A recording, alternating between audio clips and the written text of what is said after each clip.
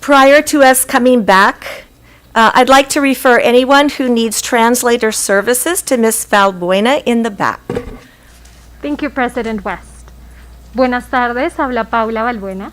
Si necesita servicios de interpretación al español, por favor llame al 1805-324-7680 e ingrese el código de acceso 748-798-798 más la tecla numeral. Este es un número totalmente gratuito. Nuevamente, llame al número de teléfono 1805-324-7680 e ingrese el código de acceso 748-798-798 más la tecla numeral. También puede acceder a estas instrucciones en nuestro sitio web en mcs4kids.com, dirigiéndose a la parte inferior de la pantalla en Quick Links y haciendo clic en Board Agendas para ir a la agenda de esta noche, o estaré en la parte de atrás atendiéndolos con los dispositivos. Gracias. Thank you, Ms. Valbuena. Welcome to the Modesto City Schools 1464th regular board meeting of July 26th, 2021. This meeting is now called to order. And I have to say, welcome. It's nice to see so many wonderful faces. It's been a long time. In closed session, the board gave direction to legal counsel. We're moving on to item A3, so please stand and join me in a moment of silence.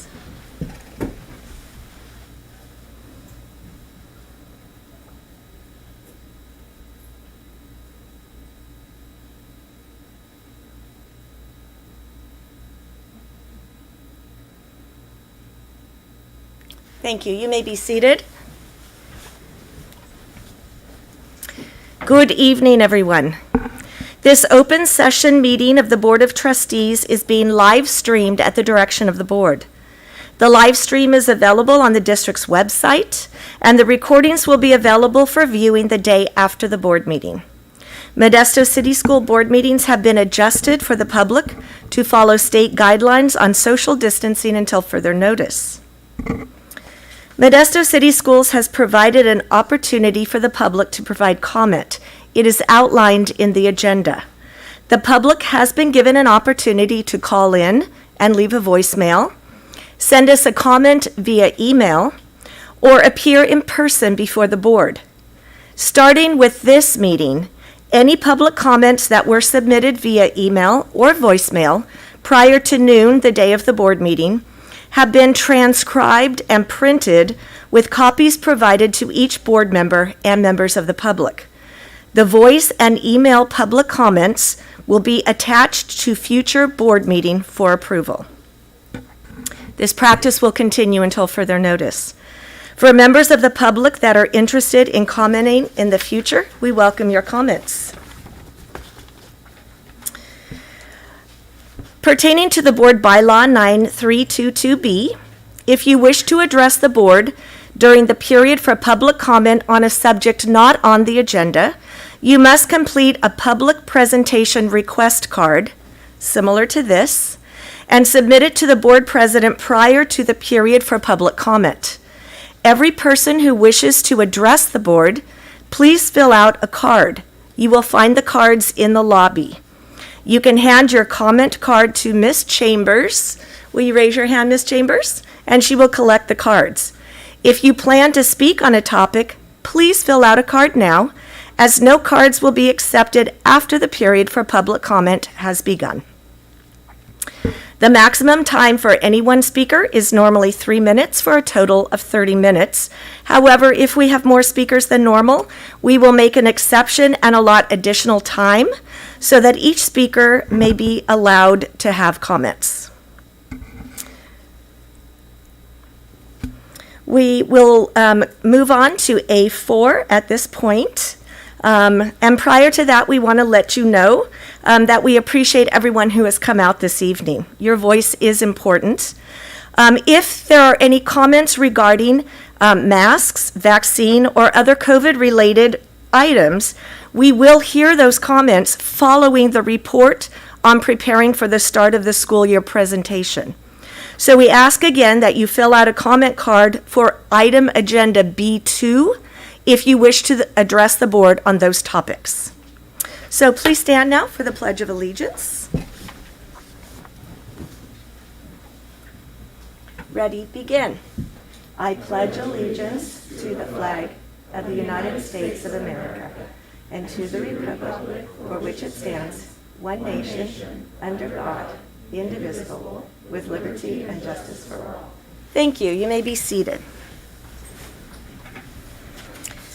Item A5 is Superintendent Noguchi's welcome and announcements. Thank you. Thank you, President West. Greetings and welcome to this evening's Modesto City School Board meeting. It really is great to see people in the room. I came into the room earlier today and we saw chairs, and I think that we're finally moving forward, and so it is very exciting. I want to talk about this last week. We also welcomed last week 210 managers and administrators. It was really exciting to get everyone together and actually have a meeting and engage in dialogue. Again, very exciting. Last week was chock full of valuable information. There was a presentation from Dr. Dome, which really focused on taking care of yourself and others. My keynote speech, which was really around the vision for this year. And of course, we did some dress up and we did some trivia and we did some beach balls, but we really just had a great time. It really was a good start to the year. Two central themes came out this last week with our managers and our leaders. Two things. One, leadership matters. Our leaders matter, and how they engage with the public and staff and students matter. Also, it is really a time to reinvent our schools. We have a wonderful opportunity as we welcome staff and students back. Not only are we in a position where we have students that all want to be at school rather than stay home because it's more fun at home, right? The kids want to come to school, staff wants to come to school and engage. That's the first one. But secondly, we have the resources necessary to support all of our staffs and our students over the course of the next couple years with the state and federal dollars. I believe that we do have the right leaders to do the work, and I also believe we have the will to realize Modesto City Schools' vision. And I want to remind you of what that vision statement says. It states that every student graduates with the skill, knowledge, and character traits essential to thrive and contribute to society. I believe we have the right people at the helm to do this work. I believe we have the resources necessary to be able to support our students and staff, and I'm very excited about this year. So with that, I'm going to turn it over to President West. Thank you. Thank you, Dr. Noguchi. We're moving on now to A6, and these are the Board of Education member reports. Is there anyone who has anything to report tonight? I just have a comment. Yes, go ahead. Well, I participated in the 4th of July parade. It was my first one. It was pretty exciting to be part of the parade and see so many people and wave, and it was just amazing. And so it was my first time, and since I'm new to the board, so I wanted to just share how thrilled I was to participate and see people and enjoy, spending time saying hi to a lot of friendships here in Modesto. So I just wanted, that's all my report. It was just my comment. Thank you. Trustee Marks. Yeah, it was great. So I'm glad you mentioned that, Trustee Mejia.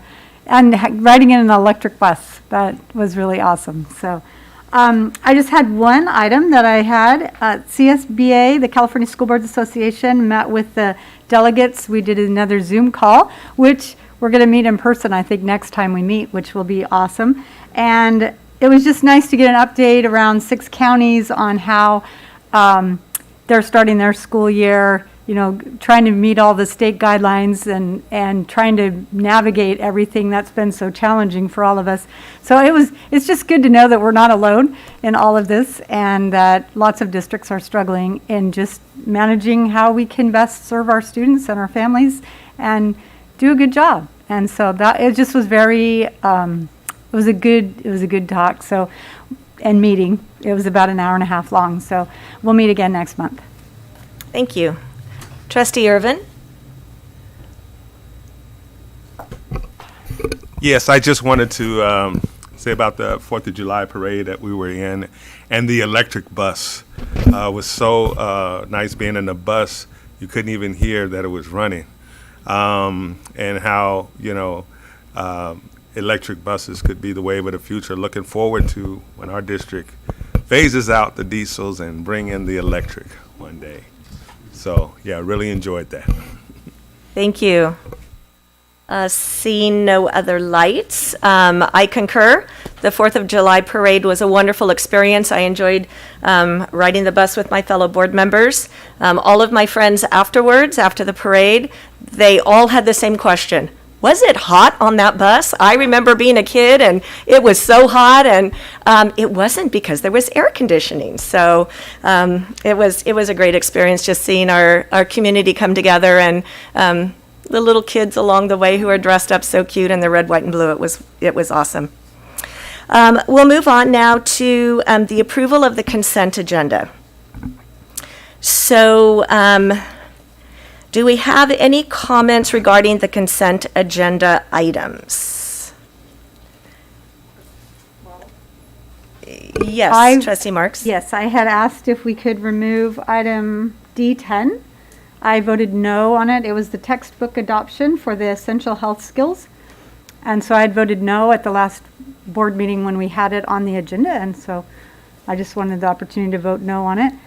So I do have that request to pull item D10 from the consent agenda for a separate vote. And Trustee Maestas? Yeah, I have to recuse myself from E1. I have a family member on that list. E16 specifically. All right. Due to a conflict of interest, and we will remove that one. We will recuse you from that vote when we vote that. So I'm looking now to hear a motion to approve the consent agenda minus D10 and E16. Moved by I'll Trustee second that. Mejia, seconded by Trustee Marks. All in favor, raise your hand and signify by saying aye. Aye. Aye. Any opposed? Seeing none, the motion carries unanimously. So I'm looking now for a separate motion to approve agenda item D10, and this is the approval of the revised high school course outline on health. And so we're looking for a separate vote on item D10, which is the health curriculum. So do I have a motion to approve or to vote on item D10? I'm looking for a motion to vote. Trustee Mejia, and seconded by Trustee Second. Maestas. And so all in favor of approving the curriculum for item D10, raise your hand and say aye. Aye. Any opposed? Opposed? Thank you. So the motion carries. We have 1, 2, 3, 4, 5 to 1. Thank you. And now we'll be voting. We're going to excuse Trustee Maestas for a separate vote on item E11. It should be E16. So do I hear a motion to approve agenda item E16, which is the approval of the certificated substitute list? I move approval. Approval by Trustee Marks, seconded by Vice President Lopez. All in favor signify by saying aye and raising your hand. Aye. Any opposed? Hearing none, the motion carries unanimously. Trustee Maestas, you may return.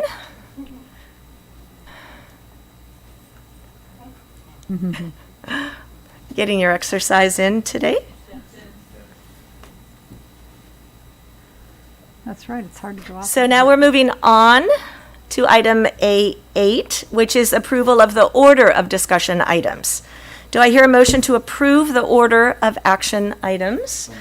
Moved by Vice President Lopez and seconded by Trustee Irvin.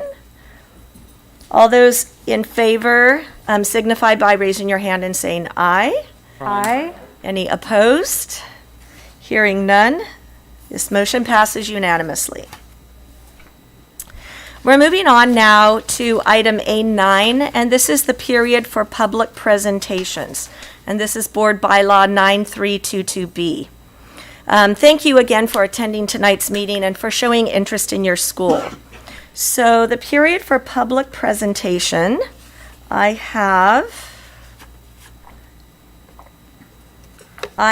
2 cards tonight. So each speaker may come to the podium and address the board. You will each have 3 minutes to speak. So Ms. Chambers, would you please have Teresa Gamboa come to the podium to speak?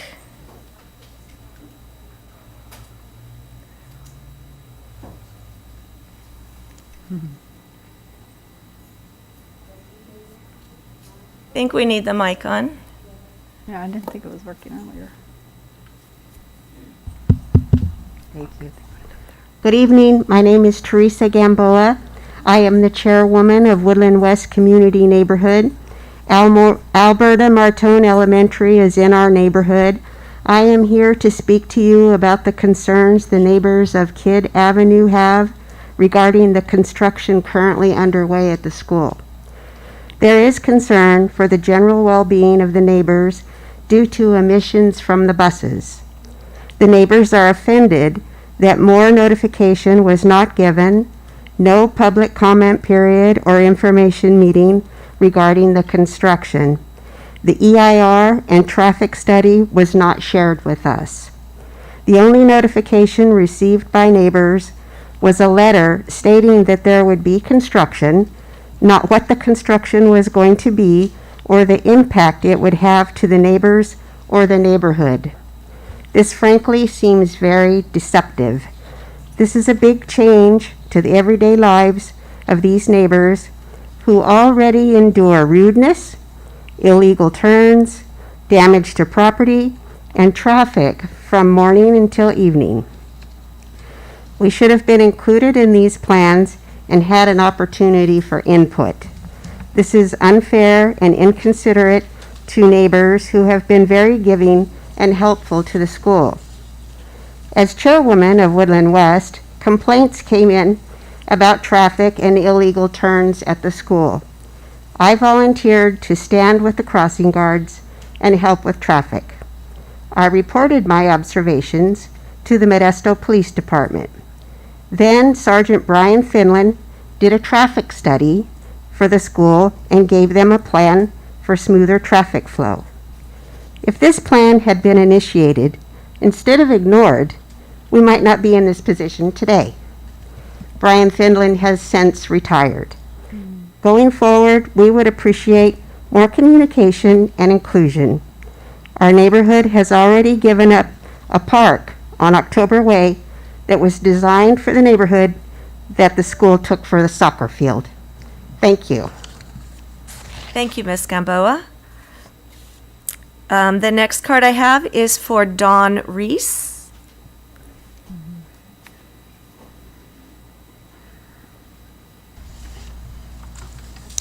Good evening. I'm Dawn Reese, and I'm here on behalf of my 4 grandchildren and frankly for all Modesto City School children.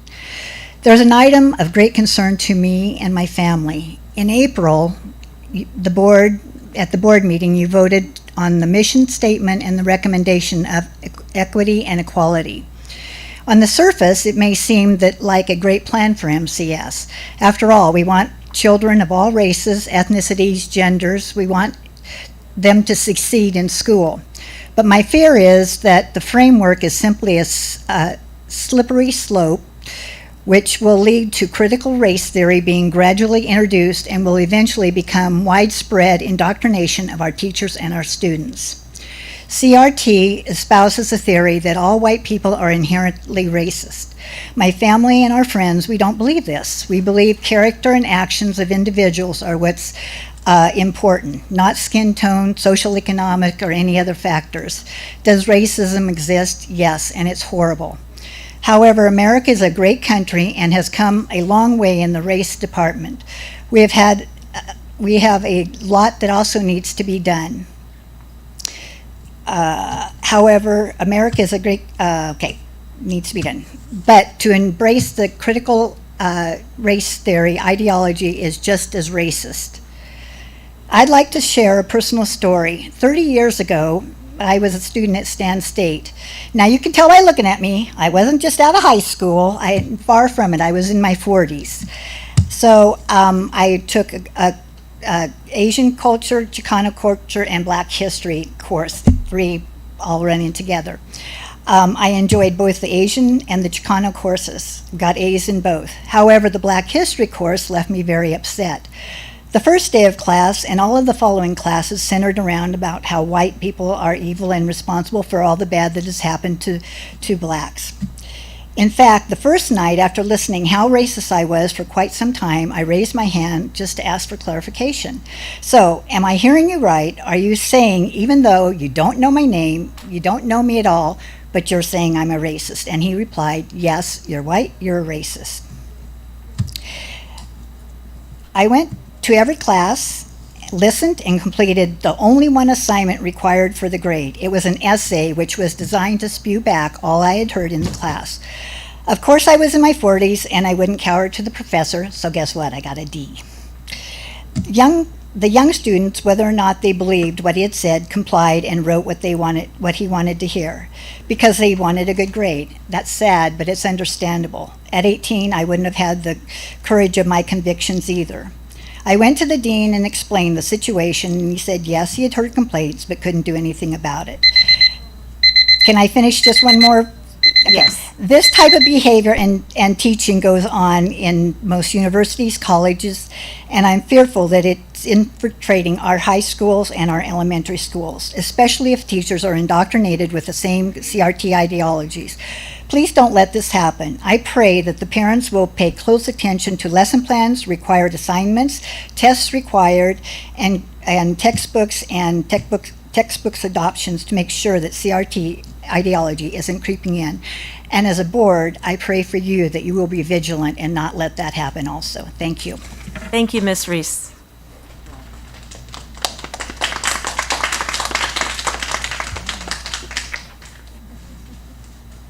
Okay. Thank you all, or both of you. We can't engage in discussion or take any formal action on items that aren't on the agenda, but we do thank you for your protocol in addressing the board and for taking time for sharing your views with us this evening. We'd like to move on now to item B1, and this is our California School Employees Association report. Do we have anyone from CSEA wishing to speak this evening? Seeing none, we will move to item B2. And this is our report on preparing the start of the school year for 2021-2022. Dr. Noguchi. Thank you. Thank you, President West. So very excited that we get to start school Monday, August 9th with a full 5 days, full-time, all students back on our campuses. Pre-pandemic bell schedules have been posted onto the website for those parents looking for schedule, so you can check those out. Again, very excited that we get to have some normalcy as we move forward August 9th. Per the requirements issued by the California Department of Public Health on July 12th, masks will be required for individuals, adults, and students while indoors at our school sites. This is regardless if folks have been vaccinated or not, our students 12 and above, if they've been vaccinated or not, or the adults. Masks will not be required outside. As a public school district, Modesto City Schools is required by law to follow all public health and safety mandates that are issued by state and local public health officials. We cannot go against the requirements, as it is against the law, and it violates California Education Code. The Board of Education does not have the authority to overturn or modify public health, state or local dictates, if you will. School districts have the authority, however, to enforce the mask requirements for students and staff. For example, if a student refuses to wear the mask multiple times, they can be allowed to go to a distance learning format. So while we can't change the requirements of a mask, we do have the authority to look at how we discipline and how we enforce those mandates. If there are public concerns about masks in schools, these concerns really should be voiced in either the California Department of Public Health or your local state assembly member. I do thank the board for supporting the letter to the California Department of Public Health requesting that mask wearing become a local decision between public health and the school district. So thank you for that unanimous support of that letter, and we'll get that letter off tomorrow in the mail. So with that, before I turn it over to the presentation, you'll see that this presentation looks a little bit different, and there's some highlights here. I'm going to turn it over to our Chief Communication Officer, Krista Noonan, and she's going to showcase and share a little bit, and then we'll turn it over to our senior directors for the presentation. Thank you. Thank you so much, Dr. Noguchi. So before Dr. Contreras comes up to present, I want to draw your attention to this beautiful PowerPoint template, and we are celebrating Modesto City Schools' 150th anniversary this entire school year. As you can see, we were established in 1871. A lot has changed over those 150 years, and you'll be seeing the various PowerPoints that are presented. We'll have this new format throughout the rest of this school year. We are going to be doing several other activities through the communications department, as well as many other departments that are excited within the district. We also had the 150th anniversary on the side of the bus that you mentioned for the 4th of July as well. So I just wanted to draw your attention to that. I also want to thank Nick Garcia. He is an employee of Modesto City Schools, and he helped us with developing both of the logos that you see there, and we will be using them interchangeably, but we are very, very excited. Becky Fortuna and Julie Inacio and I are very excited to be celebrating that this entire year. So with that, I will bring up Dr. Contreras for her presentation.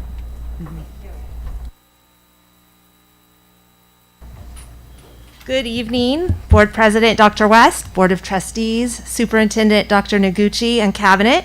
My name is Heather Contreras, and I'm the Assistant Superintendent of School Leadership, and I'll be presenting to you this evening a report about the preparations we're making to start for the school year for 2021-2022.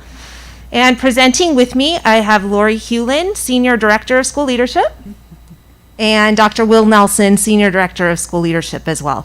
And we're incredibly excited. We're a very competitive department, so we're thrilled that we get to be the first to use this presentation template tonight. Little added bonus tonight. So the purpose of the presentation is to describe the expectations for the new school year based on the most current COVID health and safety protocols.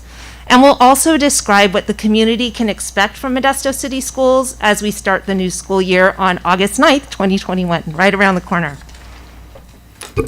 This aligns to our district goal 3, which is provide a safe, welcoming, and respectful learning environment for every member of the school community while ensuring effective district-wide communications for students, staff, families, and community partners. So I'm going to take you through just a little bit of what happened last year as a refresher, and then we'll kind of go into what we can expect as we move ahead. So last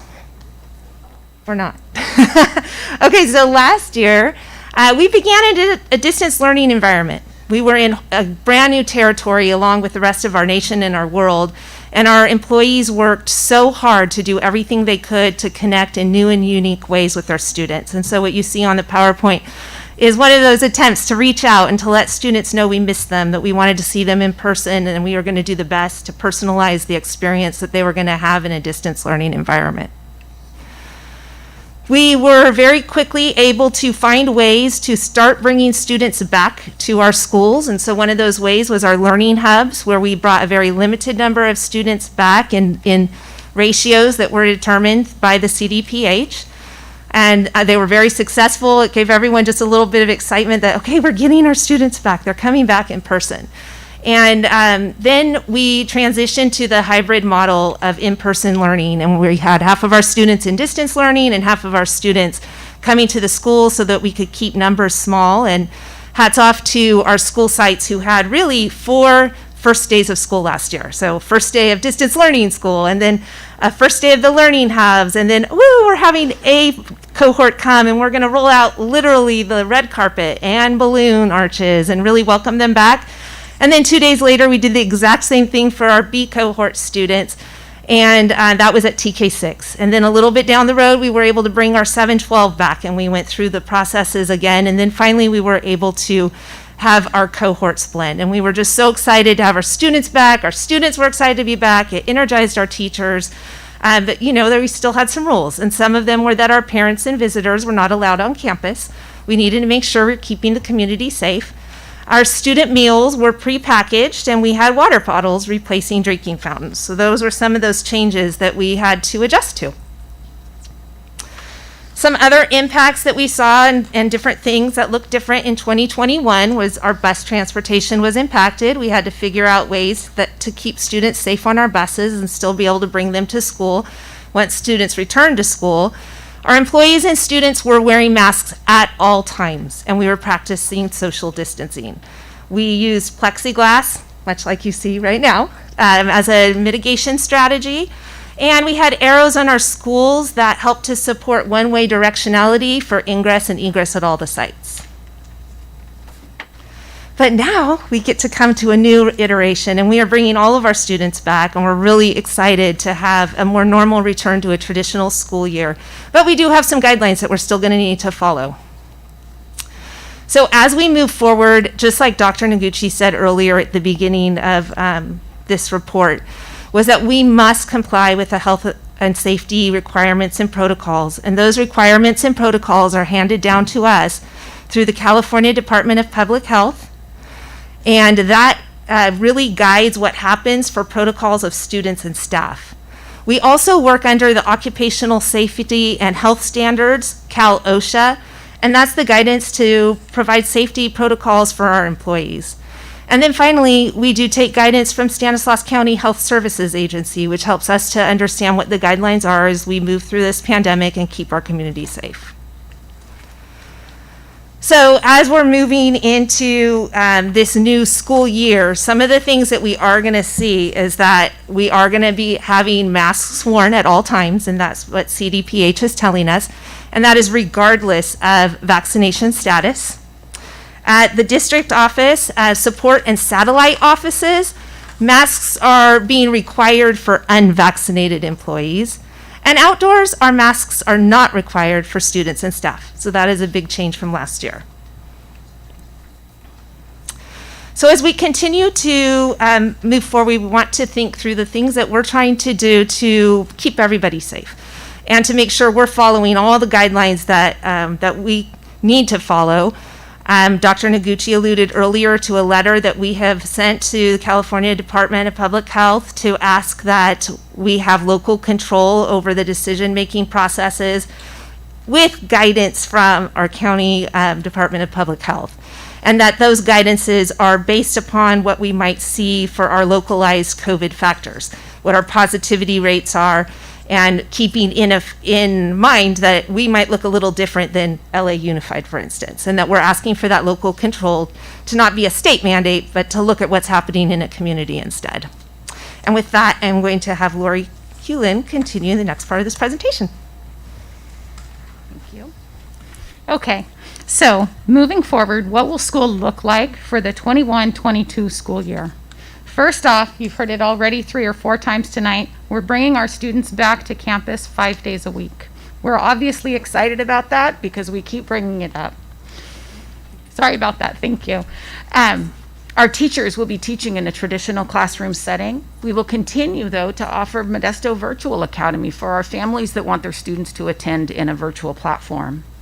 Parents and visitors will be allowed on campuses with masks so that they may attend SST meetings, IEP meetings, meet with principals or counselors. And our meals are not required to be prepackaged anymore. We will, however, continue with the water bottles for our students. Additionally, getting to school and around school will be easier as bus transportation will return to normal with masks, social distancing is no longer a requirement, and one-way directionality in hallways for ingress and egress will be removed. We will still wear face masks indoors on campus and create seating charts for contact tracing.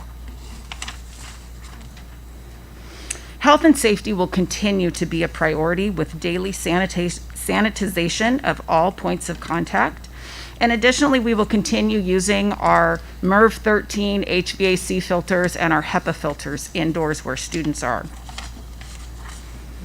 Our nutrition services is poised to continue supporting our students with nutritious meals while continuing to implement health and safety procedures, such as maximizing physical distancing when eating indoors and wearing masks indoors. Oh, do I forget it? Sorry about that. This is complicated. School meals will be available for all students, whether they're attending in person or attending MVA. And campuses will continue to enjoy the outdoor eating areas whenever possible.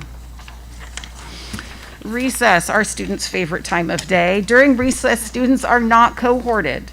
The sites will return to their pre-COVID bell schedules, and we will be maintaining additional support on campuses to help those students re-engage with their peers in those fun recess activities. So now Dr. Nelson is going to talk to you about sports. Good evening, everyone. I want to commend the board for passing the consent item because as you see the guidelines for athletics there, that participants outside will not be required to wear masks indoors. Our participants will be required to wear masks, and as well as our athletes will wear a mask. It's important to note two things. One is that I commend the board that all of our athletes, our student athletes, will have the opportunity to participate and move forward and be supported through athletics and activities. So thank you for that. But getting back to the mask guidelines, why that is also important as we increase student participation and support, it's important to note that when we're indoor sports, masks on our athletes can come off when they exert themselves and when they need to catch their breath. And that's very, very important as we move forward.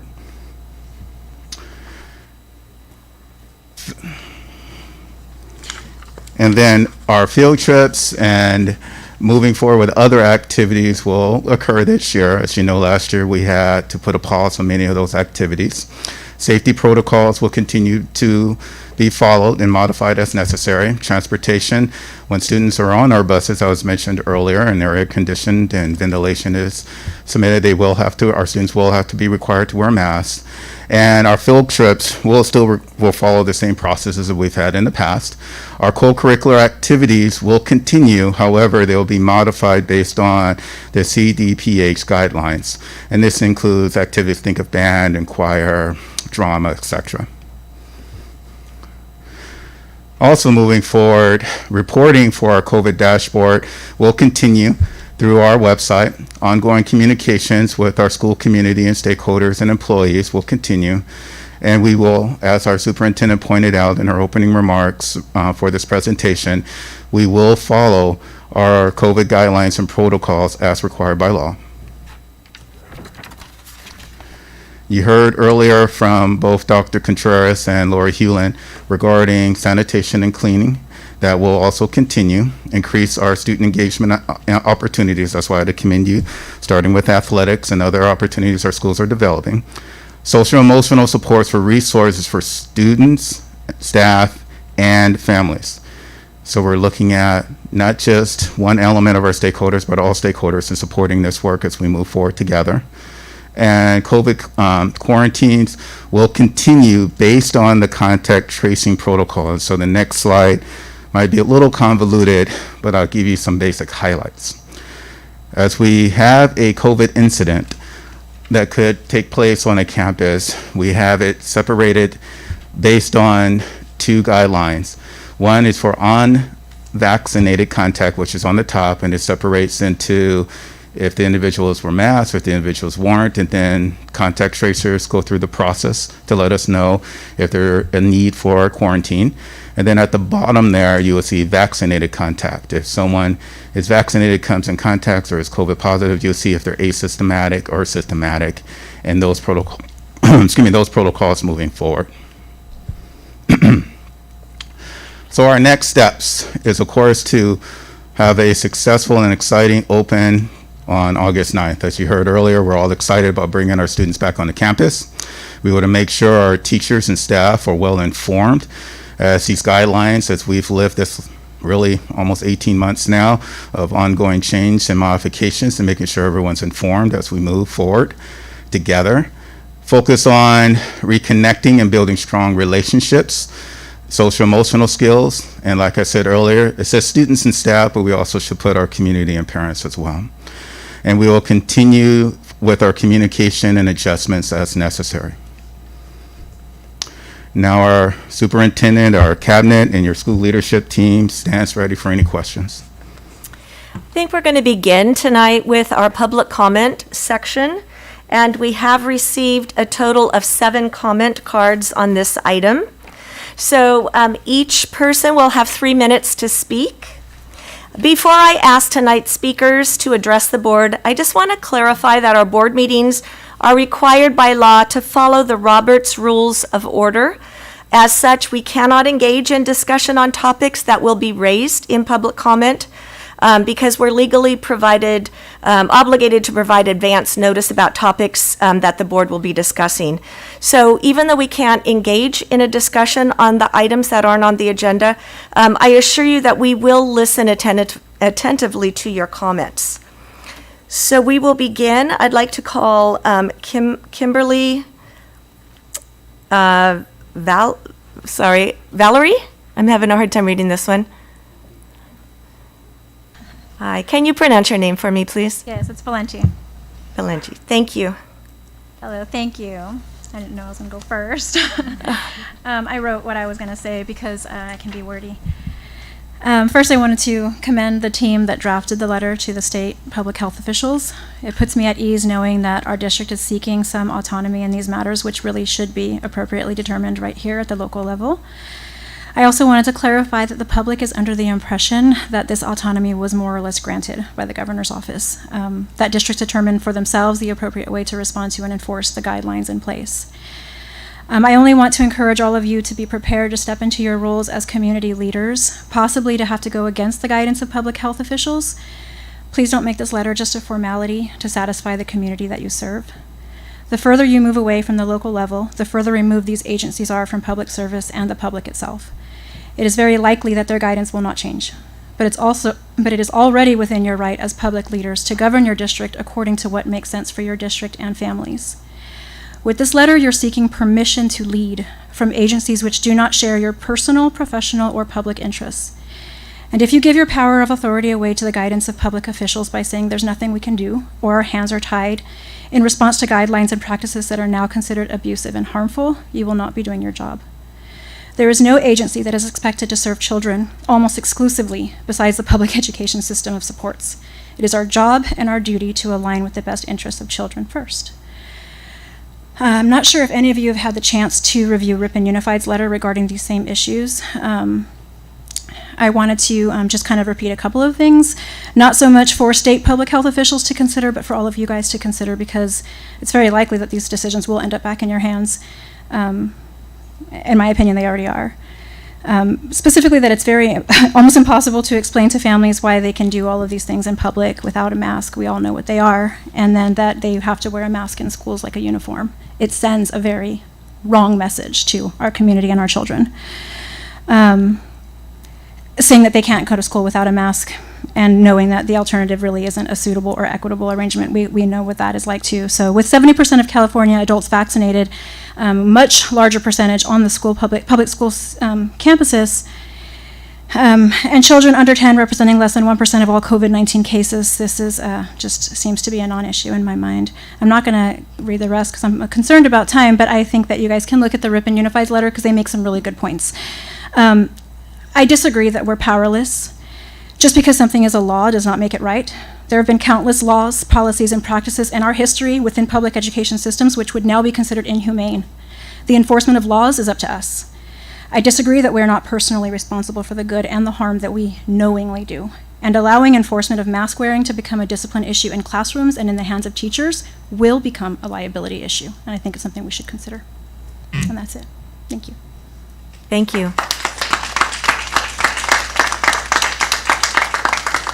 Jason Hatton.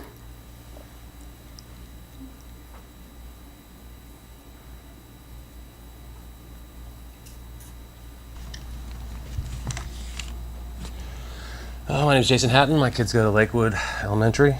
I got it. So my understanding is that California Public Health issued a statement that you guys actually do have the right to figure this out. So I'm kind of confused. Doesn't make a lot of sense. They came out like and did a 180 and says they are going to leave it up to local. So you guys really, I don't know where this is coming from, but everything she said was accurate. Like, this is up to you guys. Our kids shouldn't be wearing masks. We shouldn't be putting the burden on kids. Doesn't make any sense whatsoever. I don't have a whole lot to say more than that, but you guys need to fix it. Thank you. Sandy Backus.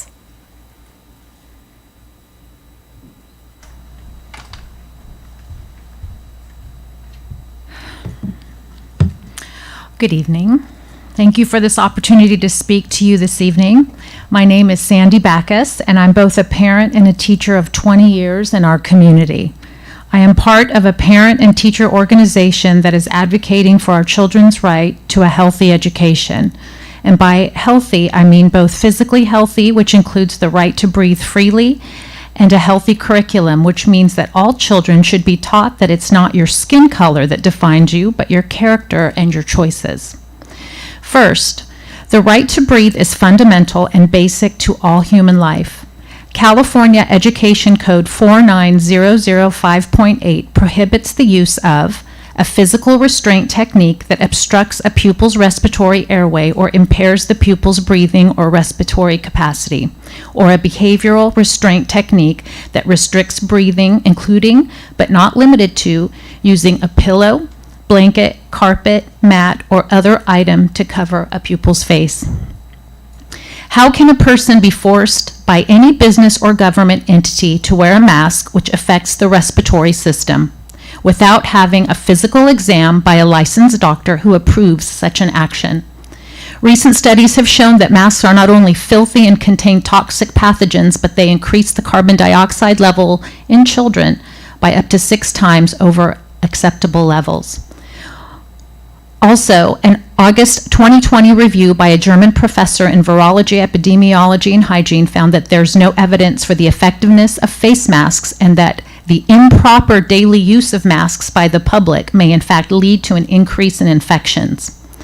Finally, I'm sure you have read that the FDA just revoked the CDC PCR test for inflating false COVID numbers and giving false positives. So that gives us confirmation that the COVID cases in our county, our state, and in our country have been grossly misrepresented. Our children are not super spreaders, and yet they are the ones who have been affected the most. Secondly, I'm asking for you to reconsider and prohibit the teaching of CRT to our children because it's further labeling and causing division among children and adults. Instead, we should be teaching that all people, regardless of skin color, should be treated with dignity and respect. I mentioned above that I am a school teacher, and last week I endured a 70-minute professional development meeting on Black Lives Matter. The words that I heard repeatedly were white supremacy, black oppression, and judging based on skin color. We have been instructed to weave this cultural awareness and sensitivity into our lessons. Also, we were informed we will no longer recite the Pledge of Allegiance because it may trigger students. My own children were unenrolled from MCS last year, and they attended Big Valley Christian School. I'm almost finished. Though my daughter will stay there, my son has asked to return to Gregory to be with his friends. So my fight is for him and for all the other children who don't have the choice to attend a private school. Please be the advocates that we hoped you'd be when we cast our votes for you. Praying for our children, praying for our teachers, praying for you, our leaders, and praying for the United States of America. Thank you. Thank you.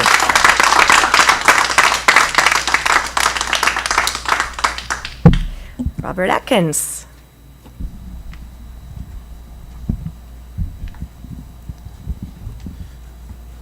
So I came slightly less prepared than she was, but to follow up the study that she was referring to, it was done by JAMA Pediatrics on June 30th of this year. If you look up the article, it does say this article has been retracted. They came under a lot of pressure. That's the one that shows that the CO2 levels are 6 times what's a healthy amount for kids. Obviously, it seems like there's no end to this. I understand that in the beginning there was parents and teachers that wanted something to be done. Obviously, distance learning was a new format. We do realize it's failed. Both my kids did a terrible job in it. My son loves being back at school, and he wanted to be back at school so bad that we compromised on what our beliefs were, and he said, whatever, I'll just wear the mask. And that's where we were left at. So now we have another son who had to skip TK because he just couldn't sit there for 4 hours. But now what they're saying is if you don't want to wear a mask, basically either you're going to do distance learning, which is really impossible. The next option is homeschool. My wife stays at home with 3 kids. We have another one on the way. So that's not possible. And private school is like $700 a month. So basically what we're hearing is that you don't want to go with it, tough luck, figure it out. And I think that's where a lot of us are frustrated because there's no wiggle room. I mean, what if there was a cohort that was a class for the unmasked? That might be a solution to all this, you know. Even though it's a form of segregation, I think us parents that want our kids to be unmasked be okay with that. So, but I know everyone kicks the can down the road, and really you guys are just kind of scapegoats. You know, I know you have to sit here and listen to us complain. I do appreciate you listening. I just hope it turns into some kind of action. So that's all I have. Thank you. James Reese.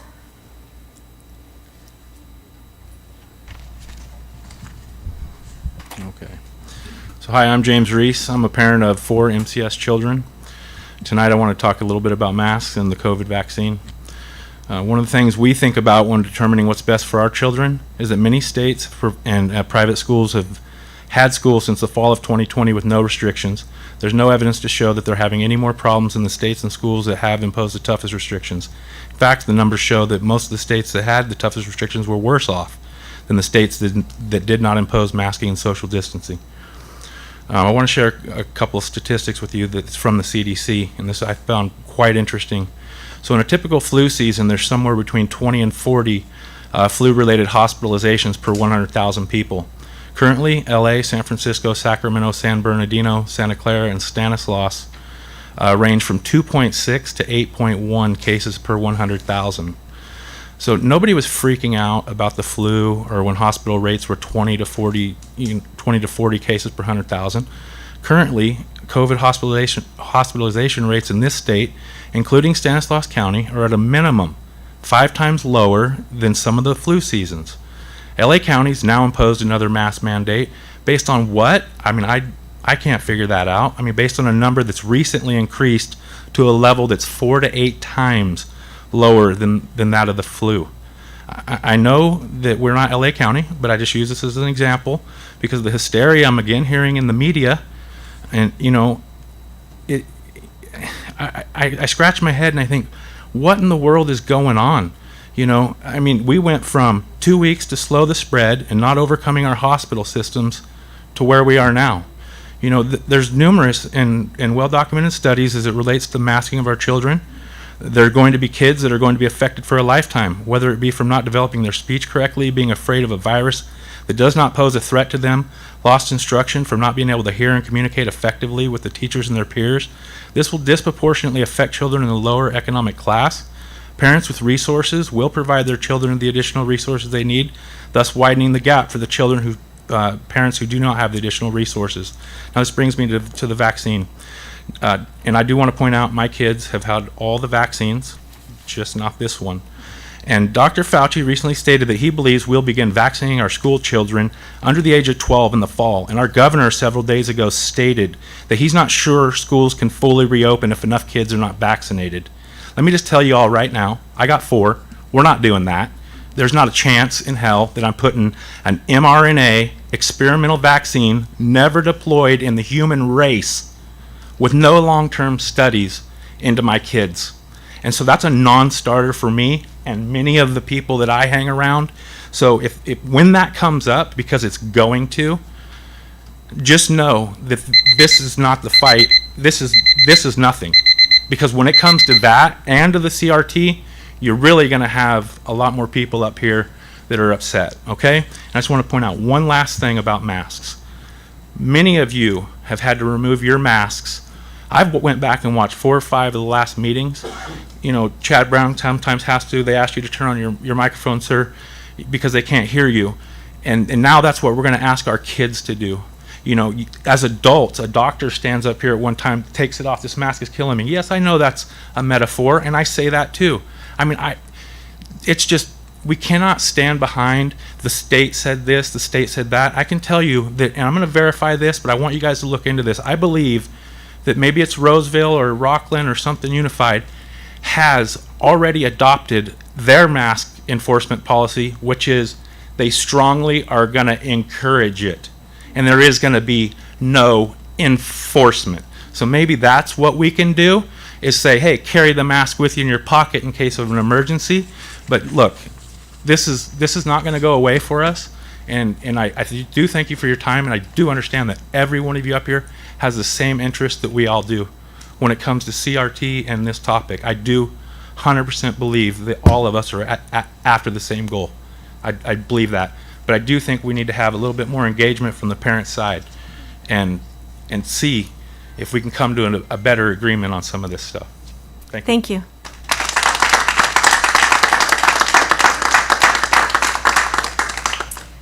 Ashley Burdish?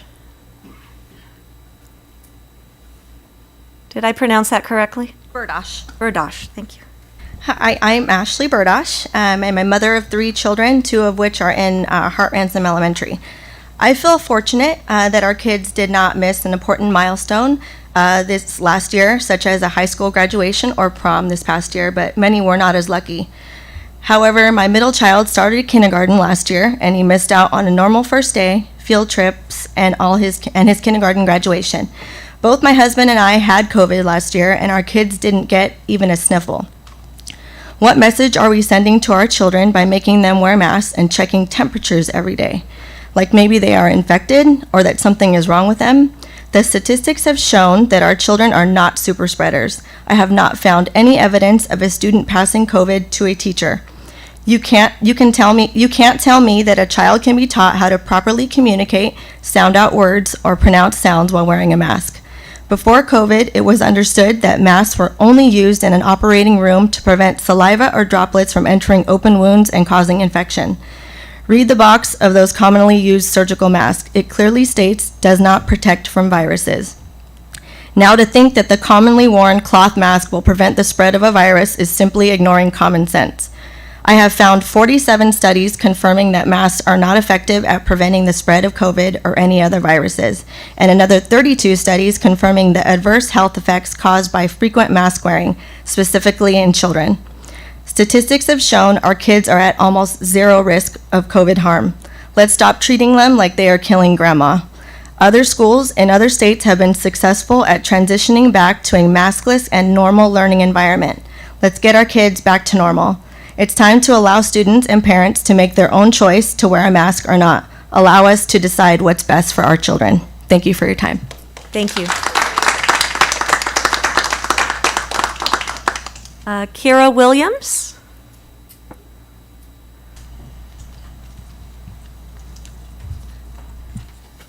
Good evening. I'm a mother of 5, and I also work full-time as a preschool paraeducator. I currently have 1 in high school, and I have 3 younger ones as well that we chose to pull out of the public school system last year and started to homeschool, and we are going to continue to do that with them. We are not going to be sending them back to public school because of the mask and other issues that have come out of all of this. I also wanted to mention that my older son did a horrible job last year. He has a 504 plan that was not even able to be put into place or accommodate him in any way. Even they were supposed to do certain things, but they did not happen. So his grades reflected that, and he did very poorly. He had to do summer school. He has to make up some classes next year, which is unfortunate because he did his best. He did the work, but yet he has an eye condition. And so when he's looking at the screen, his eyes divert out. So it was a huge struggle for him. He was so frustrated and just I honestly think he was actually depressed. It was just, he said, what is happening? I don't understand. I'm doing the work and I'm failing. I also just wanted to ask, I am hard of hearing. I wear hearing aids. And I know there's other students and staff that also have disabilities, and I want to know, how are you going to accommodate those people and those children when they're in the classroom, and like so many people have stated, they can't hear or they can't see your lips moving. I read lips. I struggle all the time. It is so frustrating having plexiglass, mask, trying to take observations. I'm like, I have no clue what is said. So that's a real struggle. And then lastly, as a the CDC has just recommended that masks be worn, and also the CDPH just has said it's a guidance, and I really would appreciate it if you guys take that into consideration and let parents have a voice. Thank you. Thank you. That concludes our comment cards, and I want to genuinely thank each and every one of you for being here tonight, for taking time out of your evening for something that you are so passionate about and you care so much about. And I just want to thank you for your time and for taking time out to be here tonight. Do we have any questions or comments from our board members at this point? Dr. Noguchi? President West, I'd like to actually take a moment and clarify some of the questions, comments, and concerns that our public has had. And I do appreciate very much you guys have taken your time to come out and voice your concerns. It does mean a lot, not only to the board, but to staff as well. But I'm going to turn it over to Krista Noonan, who's Chief Communication Officer, for the purpose of trying to explain what I've heard as the turnaround between CDPH and their message, and then 4 hours later they changed their message. This is true, but I'm going to have Ms. Noonan clarify that. But before I do that, I do want to clarify that the public health orders are mandates. They're not guidelines. They're something we're required by law to follow, and that goes with food and nutrition services, transportation. We have laws that govern all of the work that we do with kids. And so this is just one piece to that. So I recognize that not everyone sees the California Public Health Department as an entity that creates law, but it does, and that's what we are bound by. And that's how, it's not an interpretation, it is the law for public schools. But with that said, I do want to turn it over to Ms. Noonan. It was very confusing. I can tell you what CDPH did, California Public Department of Health did, was very confusing and has really created some misleading information and some mistrust with the public. So, Krista? Yes, thank you, Dr. Noguchi.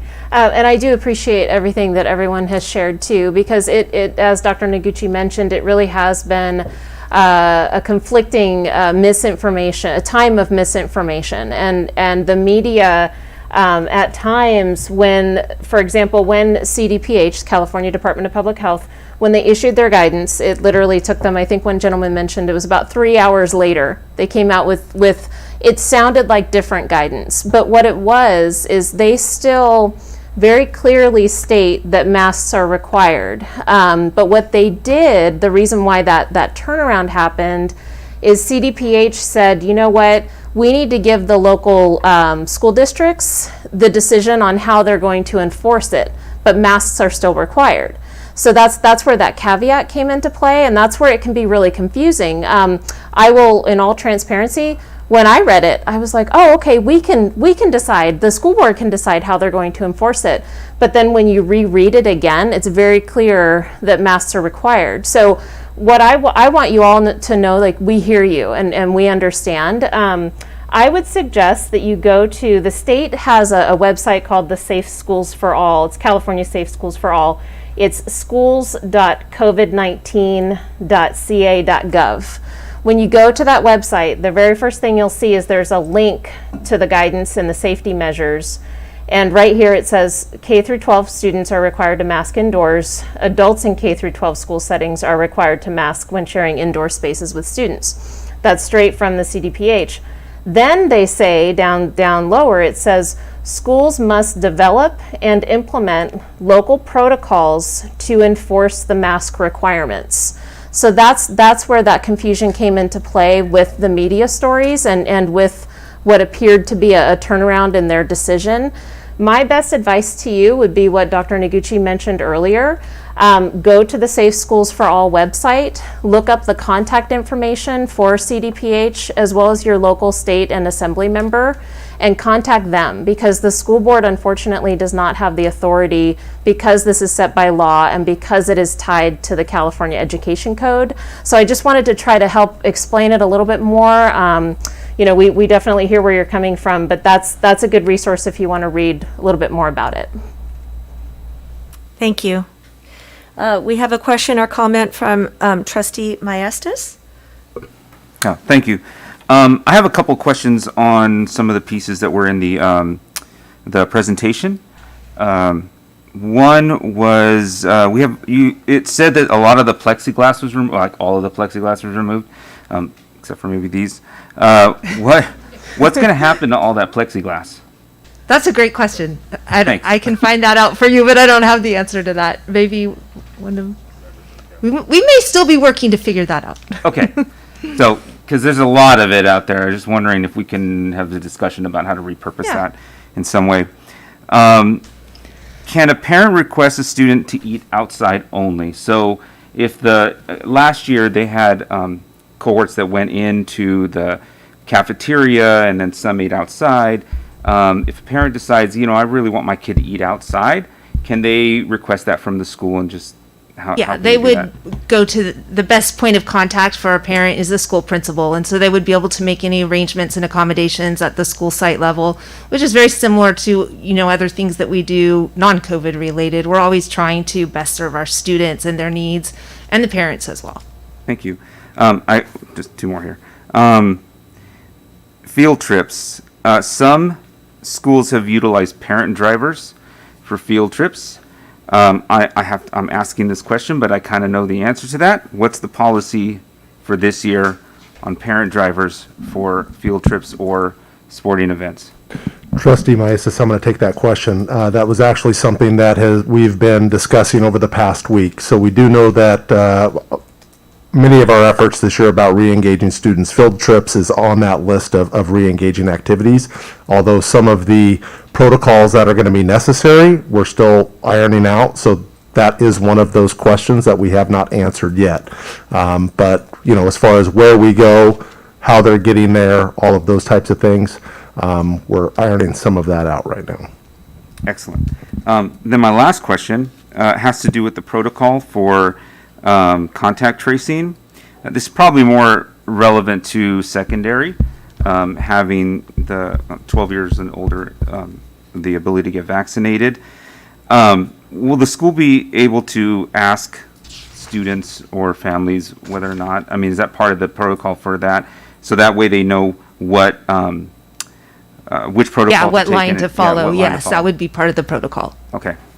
That's it. Thank you so much. You're welcome. Do we have any other questions or comments from board members? Seeing no lights. I had just one question, and this is on page 8, the school year sports. So it talks about outdoor sports, no masks are required. Indoor sports, participants, it says masks as tolerable, which I'm really pleased to hear, because I think there are times where it's a detriment during certain sporting events. And so can you give me an example of when a mask might not be required for a sporting event? I think some of those examples would include, like in basketball, and you're sprinting and running and maybe needing to get some extra air, that would be a time when, the student could quickly remove the mask and get some needed oxygen. So probably during exertion, asthmatics, things like that. Thank you. Do we have any other questions or comments from board members? All right, seeing none, I'm going to suggest that we take a 10-minute break, and we will reconvene at 7:21. Thank you.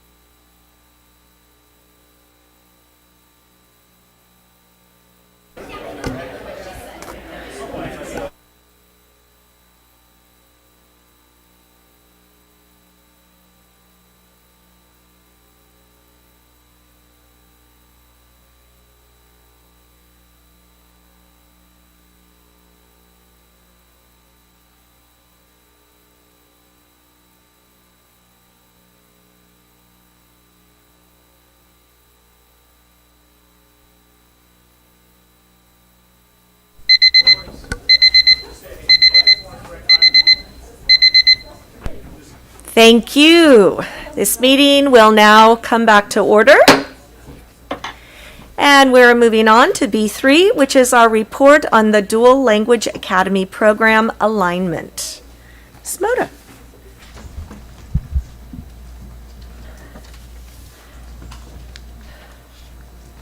Just testing the clicker out there. Good evening, President West, Board of Trustees, Superintendent Dr. Noguchi, Cabinet, and members of the public. I am Marisa Lamota, Director 2 of English Learner Services under CIPD Department.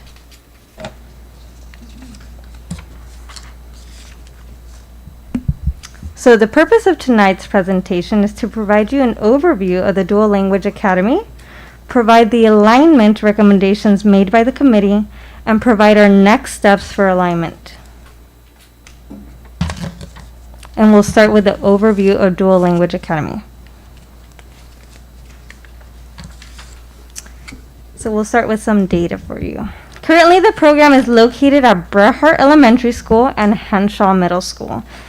At Brehart, DLA is a 50-50 by content model where ELA, Math, ELD, and MTSS are taught in English, while SLA, Social Science, Science, and PE are taught in Spanish.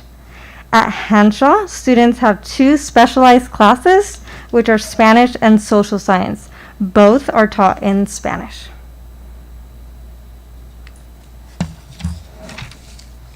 So this slide indicates the number of students that participated in DLA last school year. There was a total of 476 students in DLA. The other highlighted number is the number of 8th grade students in the Dual Language Academy, and this number will be referenced later on. You may also notice that in grades K to 4th, the number of students is higher. It's not that we had a drop in enrollment, it's the fact that we went from 2 classes to 3 classes starting that 4th grade year. So let's begin with the work that we did with the DLA committee last year. So last year we formed a DLA committee to discuss the articulation of DLA for K-12.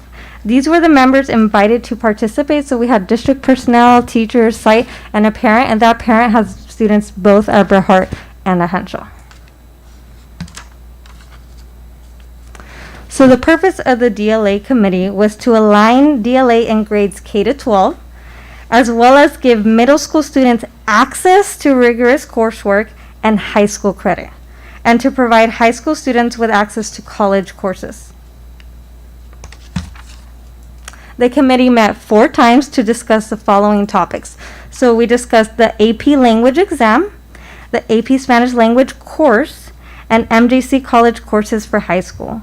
AP is advanced placement for all students. So the committee made 3 recommendations regarding the topics. So we'll begin with AP Spanish language exam. I don't know why the slide is missing, but I'm going to go with it. So the committee recommended to give, as you recall, we had 29 8th grade students.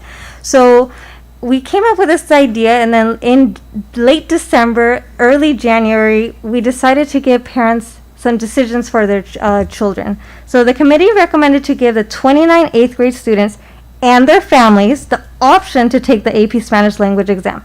So we called all the families to see if they even wanted to take the exam.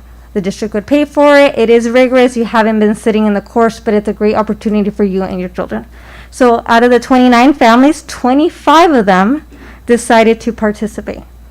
The results will be used as our benchmark scores since the students were not enrolled in the AP Spanish language course. But why not give them access and opportunity? They don't need to be sitting in an AP course to take the AP Spanish language in a sense. I know it says that, oh, you can't see the slide, sorry.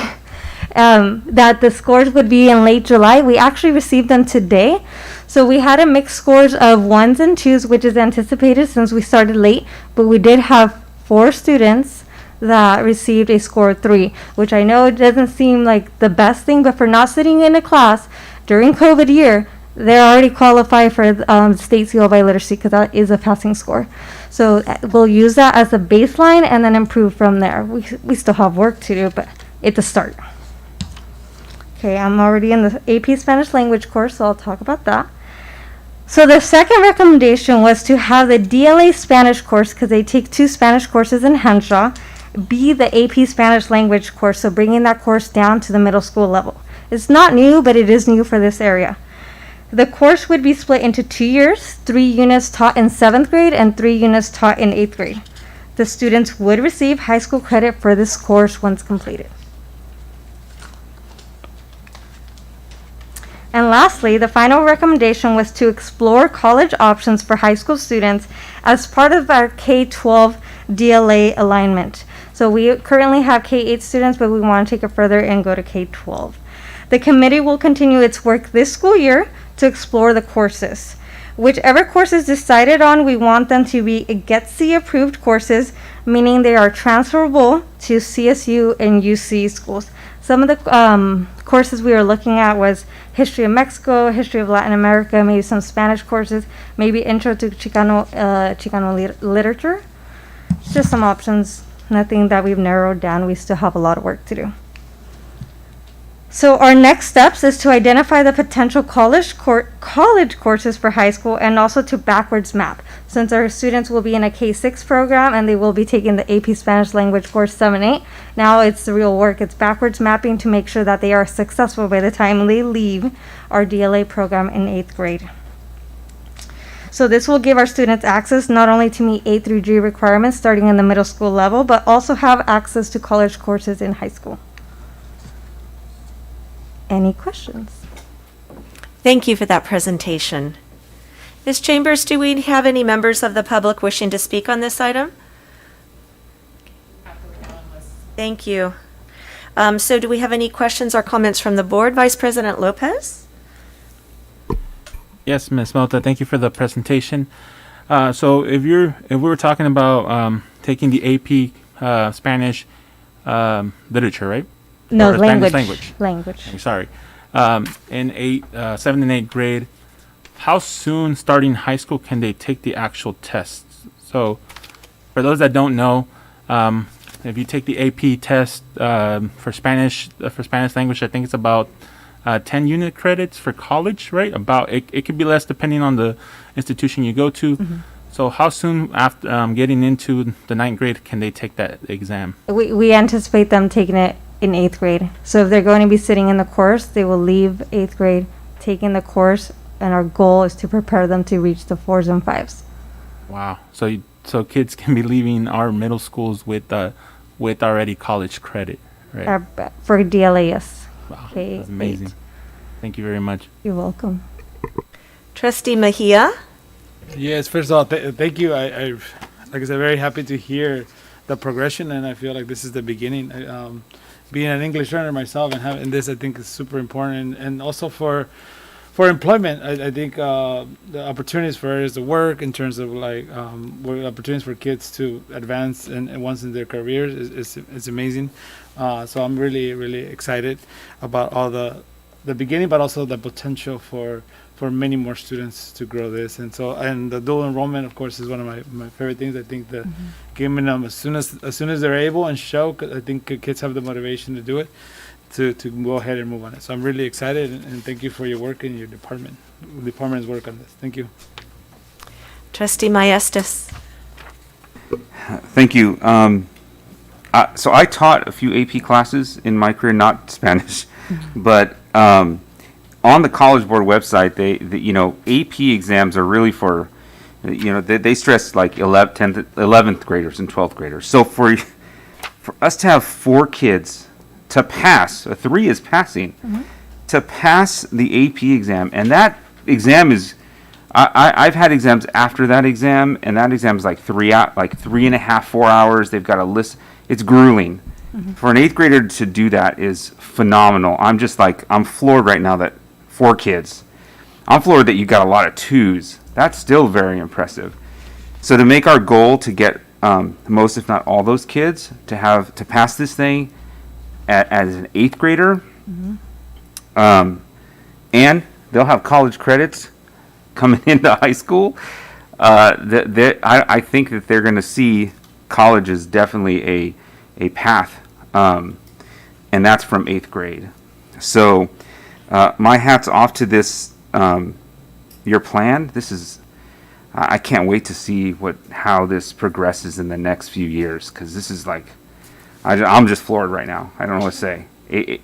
Having 4 kids pass an AP exam in 8th grade is just It's absolutely Crazy. exciting work. Yeah. You referred to College Board. They just put out a report in June of 2021, so it just happened, that those students who get a 1 or 2, granted they're not passing the exam, they are 49 to 70% more likely to take another test and to enter a 4-year college, even earning the 1 or the 2 on the test.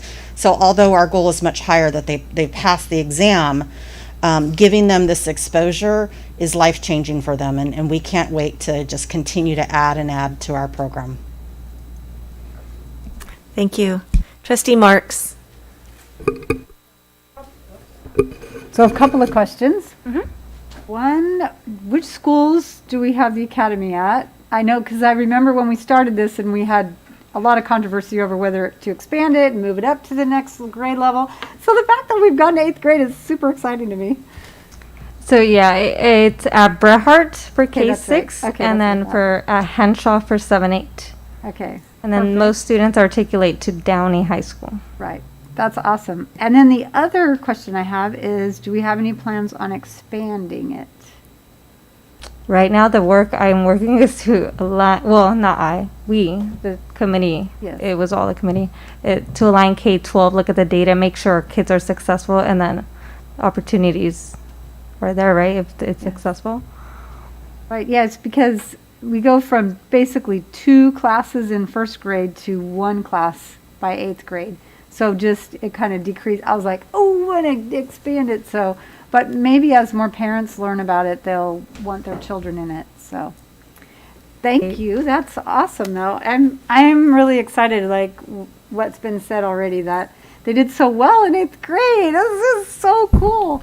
So we know they're excited about learning, and it's going to help them in their high school education, and then also for college. That's so great. So thank you. Actually, Trustee Marks, it's not that I don't have the number directly in front of me, the 29 in 8th grade, we actually expanded it 4 years ago to add more kids in. So you'll notice that the early grades, the first 4 grades have more kids. Yes. Those folks are going to matriculate through, so it actually was expanded in that way. Okay, right. That makes sense? So in 8th grade, 3 years from now, we'll have more than 29. We'll have 35 or whatever. I don't know what that. Yeah, what that's the right. number Yeah, looks like. because 4th grade has 65, which, well, there's 65, 64, and 65 So it's in 3rd, expanded 4th, and through 5th, that yes. through the individual Well, program. that's perfect. Yes, that's perfect. Thank you. Trustee Irvin? That was good clarification. Yes, it's amazing to see that we have 8th graders that are smarter than I am here on the board. The opportunity to have, to go into high school with the possibility of having college credit, who'd have thought? But also, we've come a long way as a district. So I know when I was in the district, if you wanted a dual language program, you had to go to Turlock or to Riverbank.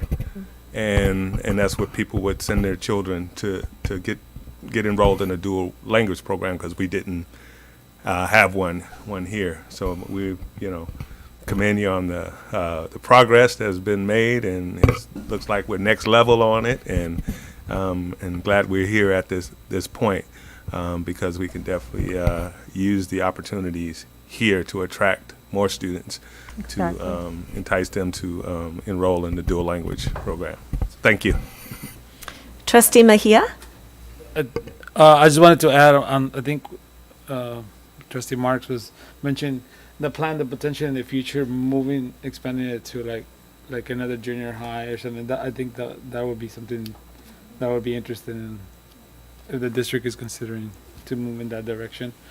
I don't know if that was kind of like a little bit of the question. Kind of like maybe this side of the town, like West Side, like Mark Twain, or the schools in Those conversations haven't started yet, because like I stated previously, we're working to align our K-12 right now.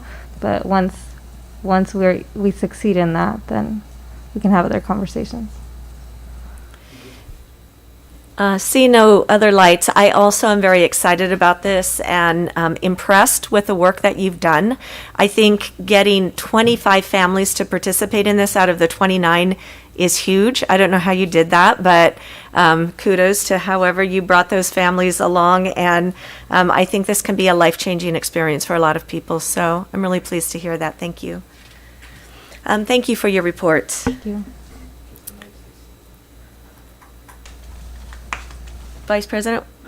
Oh, okay. I see no other lights. So that was a report.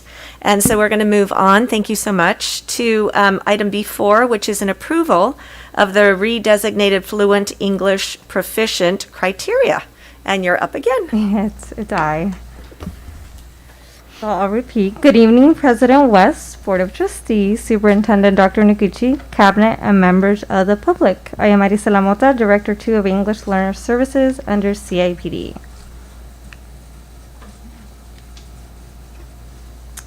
The purpose of tonight's presentation is to provide an update on reclassification guidelines and recommend approval of the 2021-2022 reclassification criteria. Here are some acronyms used in tonight's presentation.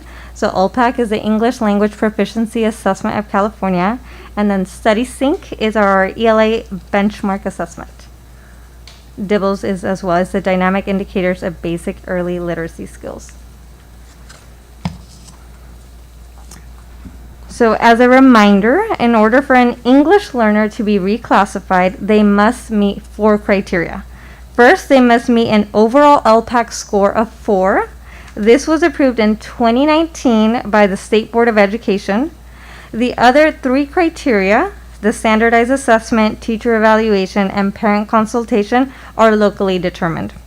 The only proposed change in the 2021-2022 reclassification criteria is in the standardized assessment criteria. The rest remains the same for the school year. So in this slide, you see a slide-by-slide comparison of the 2021 criteria that was affected the COVID and the 2021-2022 criteria. On June 29, 2021, DLAC met and voted on the proposed changes. For grades 4 and 12, the proposed criteria is that the standardized assessment go back to being the ELA CASP because in those grade levels, it was just a temporary solution due to COVID. We hadn't CASP tested in those 2 grade levels. That's why we're going from DIVLS to CASP or StudySync to CASP. In addition, for grades K to 3, the criteria last year used middle of year cutoff scores because we didn't have end of year cutoff scores. So we're asking to go back to the end of year cutoff scores because we do have those this year. And like I stated, the reason for these changes was due to COVID. In addition, for grades 10 and 11, after analyzing data, so I had a little bit more time this year, so I analyzed some data, and I was noticing that our students in those grade levels weren't reclassifying, regardless of all the other criteria. That was a barrier for them. So we proposed that the StudySync benchmark move from standards nearly met to the median of the scores to ensure access for our students in those grade levels. DLAC did pass the proposed criteria unanimously on June 29. So this gives an overview of the criteria, and again, the only proposed changes are in that 3rd column, which is the basic skills in English language arts. The grades that were affected were mostly 4th and 12th due to CASP. So I do want to present some data. It has been some tough times for us, but we have a plan. So here's the reclassification data for the last 3 years. I did use internal measures. There has been a lot of changes with English learner data. For example, in 1920, the data that the state used was from census to census date, where in 2021, now they're going to use year-to-year dates, so beginning of year to end of year. So I just decided to use our internal data to have a fair comparison of the students we're testing. So again, I also want to point out there has been a lot of changes for reclassification in the last 3 years. So in 1819, The score, we reclassified here in Modesto City Schools 720 students. As you can see on the top of that column, we only were reclassifying in grades 3 to 12, but we were using LPAC 3 and 4 for that criteria. In 1920, as you recall, I stated earlier that the overall 4 became the state guidelines. So that's why there was a decrease that year. So we reclassified 429 students, but we did add kinder first and second, so now they have an opportunity to reclassify. 2021 is the year we had to improvise with our scores and our data. We had guidance from the state, and we had to do the best we could for our students. So we classified 161 students last year. This year, if you approve the criteria, so far we have 232 students that would meet the criteria. Not all data has been released. I have 95% of our LPAC data that's released, and as of last Friday, I only have 80% of CAS scores that are released to us. So I don't have all the scores yet. But so far, those are our numbers for this school year. So not where I want them to be, or we want them to be. So the way we want to target reclassification is to target 3 areas: parent awareness, student awareness, and also instructional supports. In one of our DLAC meetings, we gave out a survey to all our students. We didn't have a lot of parents that responded, but we were still able to analyze the data based on the response we did get. They don't know about reclassification, so that is one of my personal goals this year, is to go to the community and bring parent awareness. So we're pairing up with Madi's team to reach out to more parents so they are aware. Parents are crucial, important part of the students' education. We want to bring them alongside with us. Also, student awareness. We need to do goal setting for our students. They need to know the importance of the assessments that they take so that they do well, so that they can get reclassified. And again, instructional supports. We have a K-6 plan for coaching, but I want to focus on the SIOP professional development plan, because that is the plan that I'm overseeing. It's structured, a sheltered instruction observation protocol, which is research-based for English learner students, but it supports all students, but the focus is on English learners. It has 8 components. Like I stated before, it is research-based. It ties academic language development with ELD standards so that students have access in content language. So we want to make sure we are providing supports to our teachers as well. We are doing a soft rollout this year.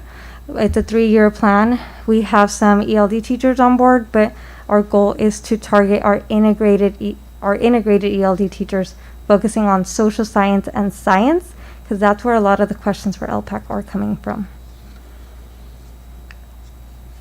Our next steps are to request board approval of the 21-22 reclassification criteria, begin the RFED paperwork for our students, and start our parent consultations, which is criteria 4 of the approval.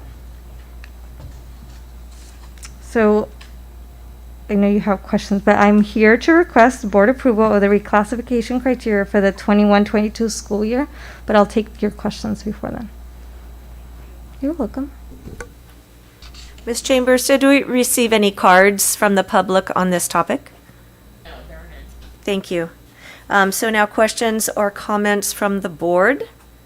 Vice President Lopez? Hello, Ms. Mota again. I had a great presentation. I don't really have any questions on the presentation itself, but I do remember that we had talked about one of our goals was to improve and grow our DLACs, not only for the district but also for our individual schools. So I wanted to know if we can have a report back on that in the upcoming meetings that we'll have throughout the year. I think that I see the work being implemented here, the DLAC. So I want to know where we're at and what we foresee the growth look like for DLAC as well. Perfect. It was one of my summits, so I will make a report. Definitely. Trustee Maestas? Thank you. I'm going to try to see if I can connect these things here. Do you know approximately how many ELs are in our DLA program? I know we had just. Off the top of my head, no, but I can give you a report on the numbers. They do start. If I recall correctly, 66% of our incoming kinder this year were English learners. And okay, so there definitely is there's definitely overlap. You mentioned that a sticking point in some of this was science. And I noticed that because I had this question in the last presentation, but I didn't really ask it because I didn't know where it was going. I see that in 8th grade science is dropped from the DLA program. And so I wonder why science isn't one of those, especially if we can see a tie-in with our EL class. The students do take science, it's just not in Spanish. Okay. Their history class is in Spanish. Okay, so I guess my question is there any thought about offering science in Spanish as part of that DLA? I know we're off the DLA, but. In Spanish? Yeah, apparently. Siri thought I was for asking K6, we have the 50-50 model, and one of the reasons we have it is because we do have a lot of English learners in the program. That's why we have a 50-50 model. For 7-8, it's not something that has been talked about yet, but we're always looking to improve our program. Yeah, because I'm wondering if a 50-50 model in 8th grade, 7-8, might help with that piece. I don't know, I'm just throwing it out there. So, but I do know that there are other places that have DLA programs that have science in their middle school program in Spanish. So that was a question for earlier, but it kind of wrapped into this too. Sorry. Thank you. You are correct. There are some programs. One of the schools that we modeled the DLA. I know we're off DLA, but since you asked, they switch from 7th grade being science and Spanish, and then 8th grade they go to social studies, and then they swap it out. So there are different models out there. It's just looking at our data and making the best decisions with parent inputs for our program. I haven't analyzed the data versus science versus history for our DLA yet. Trustee Mejia? Yeah. Well, first, thank you for the presentation again. I just want to say, I know we've been talking a lot about supports, but I do know one of the biggest impacts you make is get parent awareness and some of this stuff. I know we've been talking about ambassadors in different ways. So I do think as we do more work in that front, I think the numbers will increase. Like for example, like preparing those students to just mentally be ready, 3 or 4 days before before some of these assessments come in, make a world of difference. Maybe by school site beginning to do something even extra, some motivational things for them to kind of be ready in their mindset to take this assessment. Because sometimes if they don't have a good night's sleep or they're not doing, their assessments are not going to show really what they're capable of. So I think that is the part that I want to just kind of say thank you and just keep going on that front, because I feel like that's one of the, talking to the students, making the biggest impact is being aware how important this is, and spending resources and time, and then being creative in ways to motivate students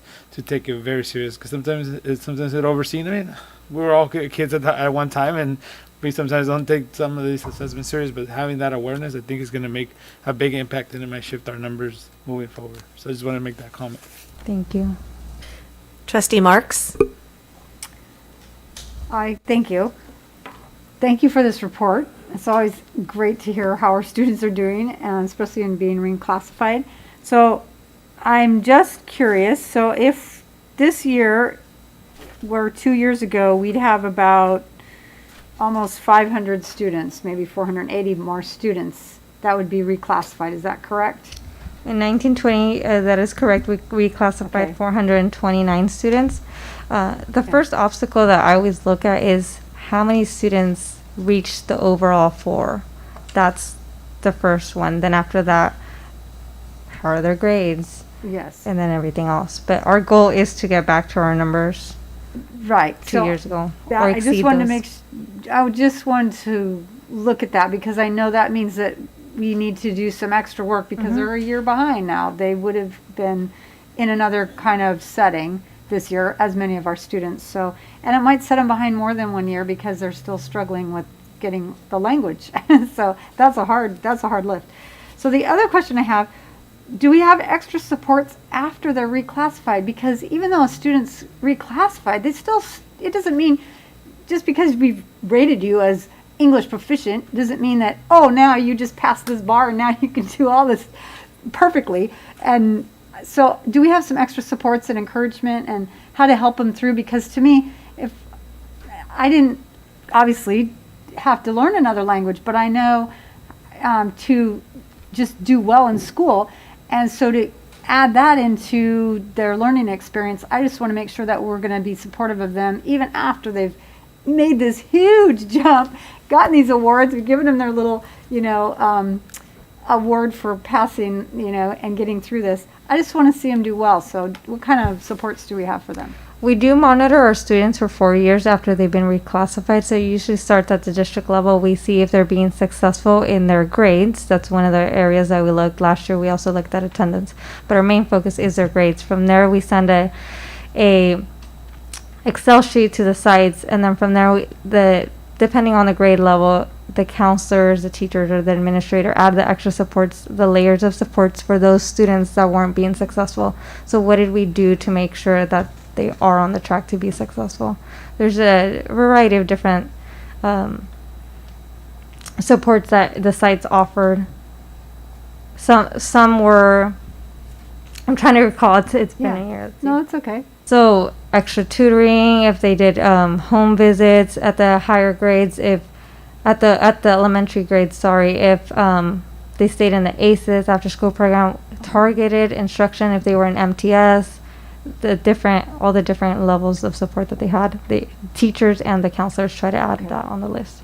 That's great. Yeah, because it's helpful to know that and then also have parents know that your student, because we're putting all these resources into helping them get reclassified and then, now I'm like, I still need help. So it's good.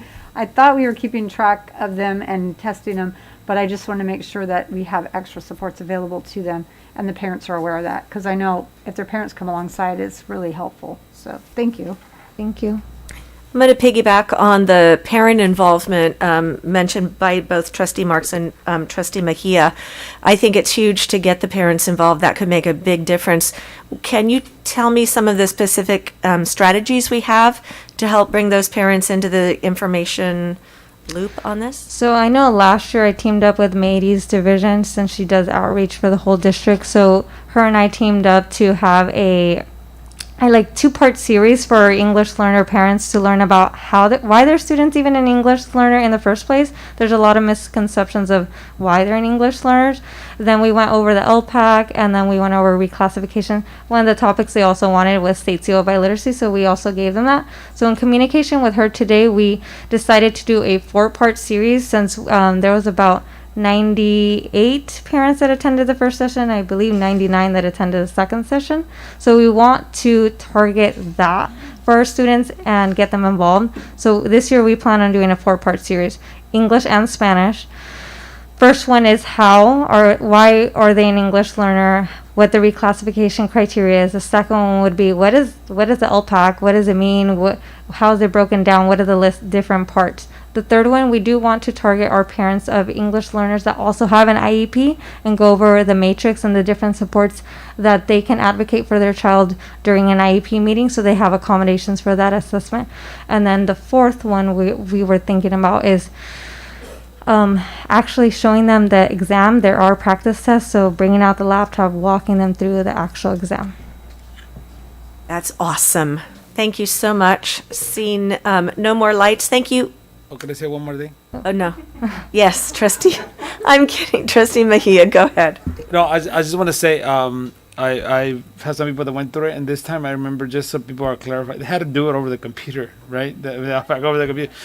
I think it's hard enough to do it in person with the instructional person helping them along the way, and it's just, it's just hard enough. And doing it over the computer, it's just, I just wanted to put that into perspective. Kids taking that when they actually have to be in front and they're asking them those questions in front of them and giving them cues and stuff. So I just think it's almost, that this many people pass is kind of a lot because of it is not conducive to do an assessment over that because of we know what happens in the background of homes, and there are more kids, and a lot is happening. So I just want to put that into perspective when we look at some of the stuff, how this was done this year. Just want to make a comment on.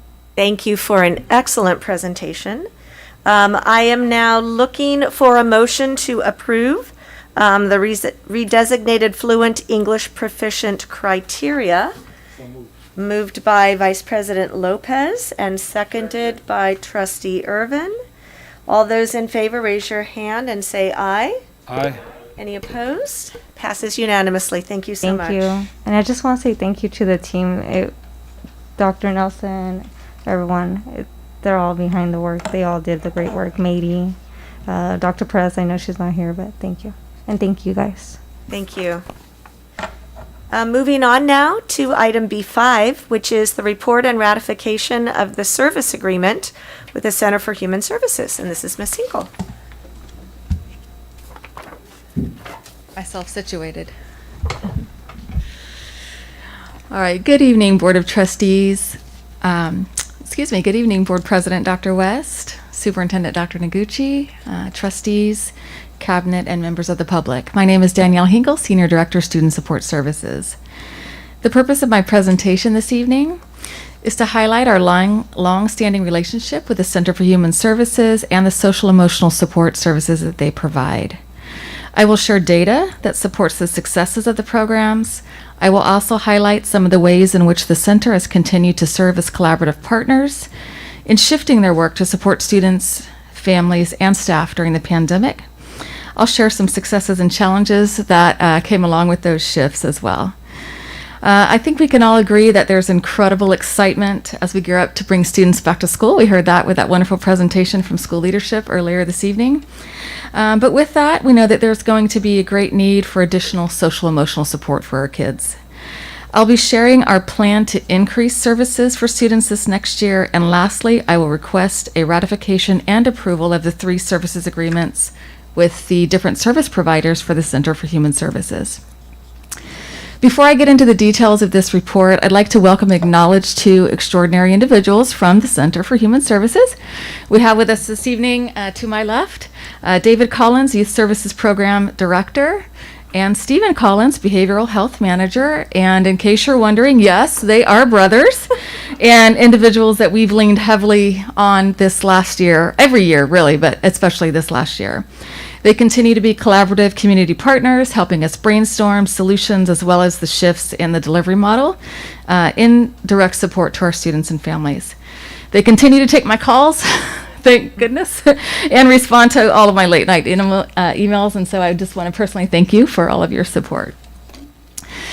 This report and subsequent approval of service agreements is in direct alignment with District Goal 1.4, develop a multi-tiered system of supports for all students. A little history. Center for Human Services is a nonprofit community counseling agency. Modesto City Schools and the Center have formed a collaboration that has continued to expand over the last 30 years. The Center's primary role with Modesto City Schools is to provide much needed social emotional support for students, even amidst school closures, distance learning, hybrid learning, and then kids returning to campus. CHS has been instrumental in providing a strong support system for our students. Our work with the center utilizes 3 different provider types. The largest number of providers comes as Student Assistance Specialists, or SAS. These support staff are assigned to support all 34 school sites.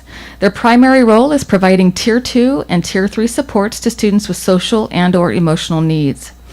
Students are served either in a set number of individual sessions or in a group setting. The SAS can also provide parent trainings and presentations as determined by the site administration. You may recall that prior to the pandemic, our 712 sites had an additional SAS located in the Intervention Center. We're very happy to bring this position back to our campuses as students return full-time. The Intervention Center SAS is the primary person involved in de-escalation and/or social-emotional skill building with students. In addition to the student assistance specialists, the district also contracts for mental health clinicians to serve at targeted sites. The district utilizes a behavioral consultation model where the clinician works alongside the adults in the school, primarily the administration, teachers, as well as parents, on how to best identify and work with students who exhibit or who have mental health challenges. These clinicians also provide individual and group counseling to a small number of Tier 3 students.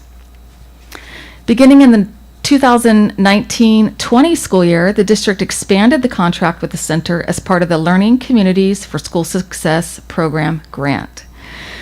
The grant was written to address chronic absenteeism with resources funding family support specialists at 11 targeted school sites. Under the direction of the site administrative team, the family support specialists provide outreach and work directly with the family in addressing chronic absenteeism or extreme behaviors. The work of the family support specialists centers around family skill building and ongoing parent education and training. Before I go on to the next slide to highlight some of the data, I want to just bring in some perspective. As we all know, COVID impacted schools very differently over the last 2 years. You know, if you remember back to 1920, it was kind of business as usual when we started the school year, and then we went into, lockdown, shelter in place in March of that school year. And then last year, again, we started with distance learning with a slow transition to having teachers and students back on campus. So it's really a challenge to do kind of a year-to-year comparison, but just kind of wanted to put that into perspective. It's also a challenge when the person most often making referrals for students to these providers are teachers. And when the teacher isn't seeing students face-to-face or the counselor isn't seeing students face-to-face, there's a decline in the referrals. And, these the numbers of students, families, et cetera, seeking support in Modesto City Schools and really across the county were down last year all over the place. So I just kind of wanted to share that perspective. So on to some data. So for the last school year, student assistant specialists served over 1,800 students. That was a decline of about 20% from the prior year.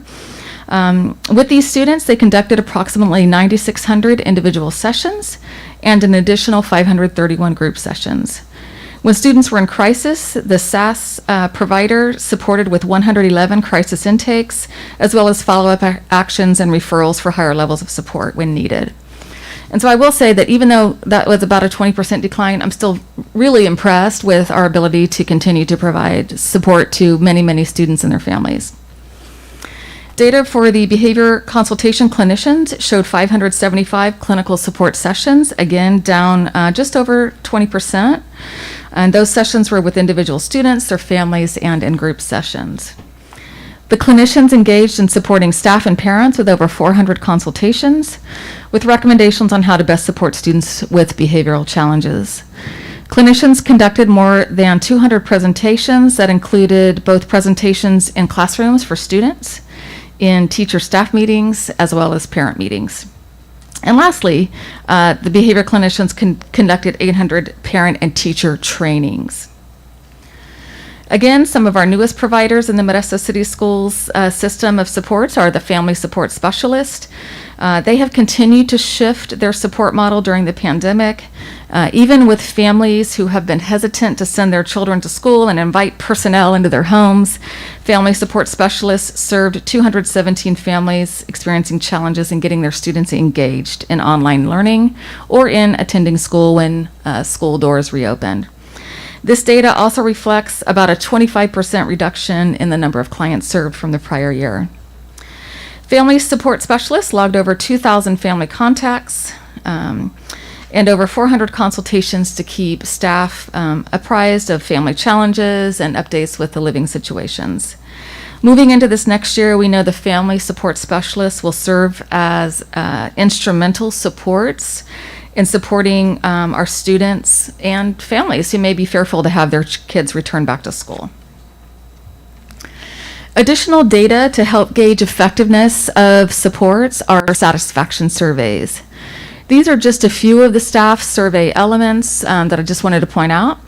Of those who responded, 100% indicated that CHS service providers were helping students.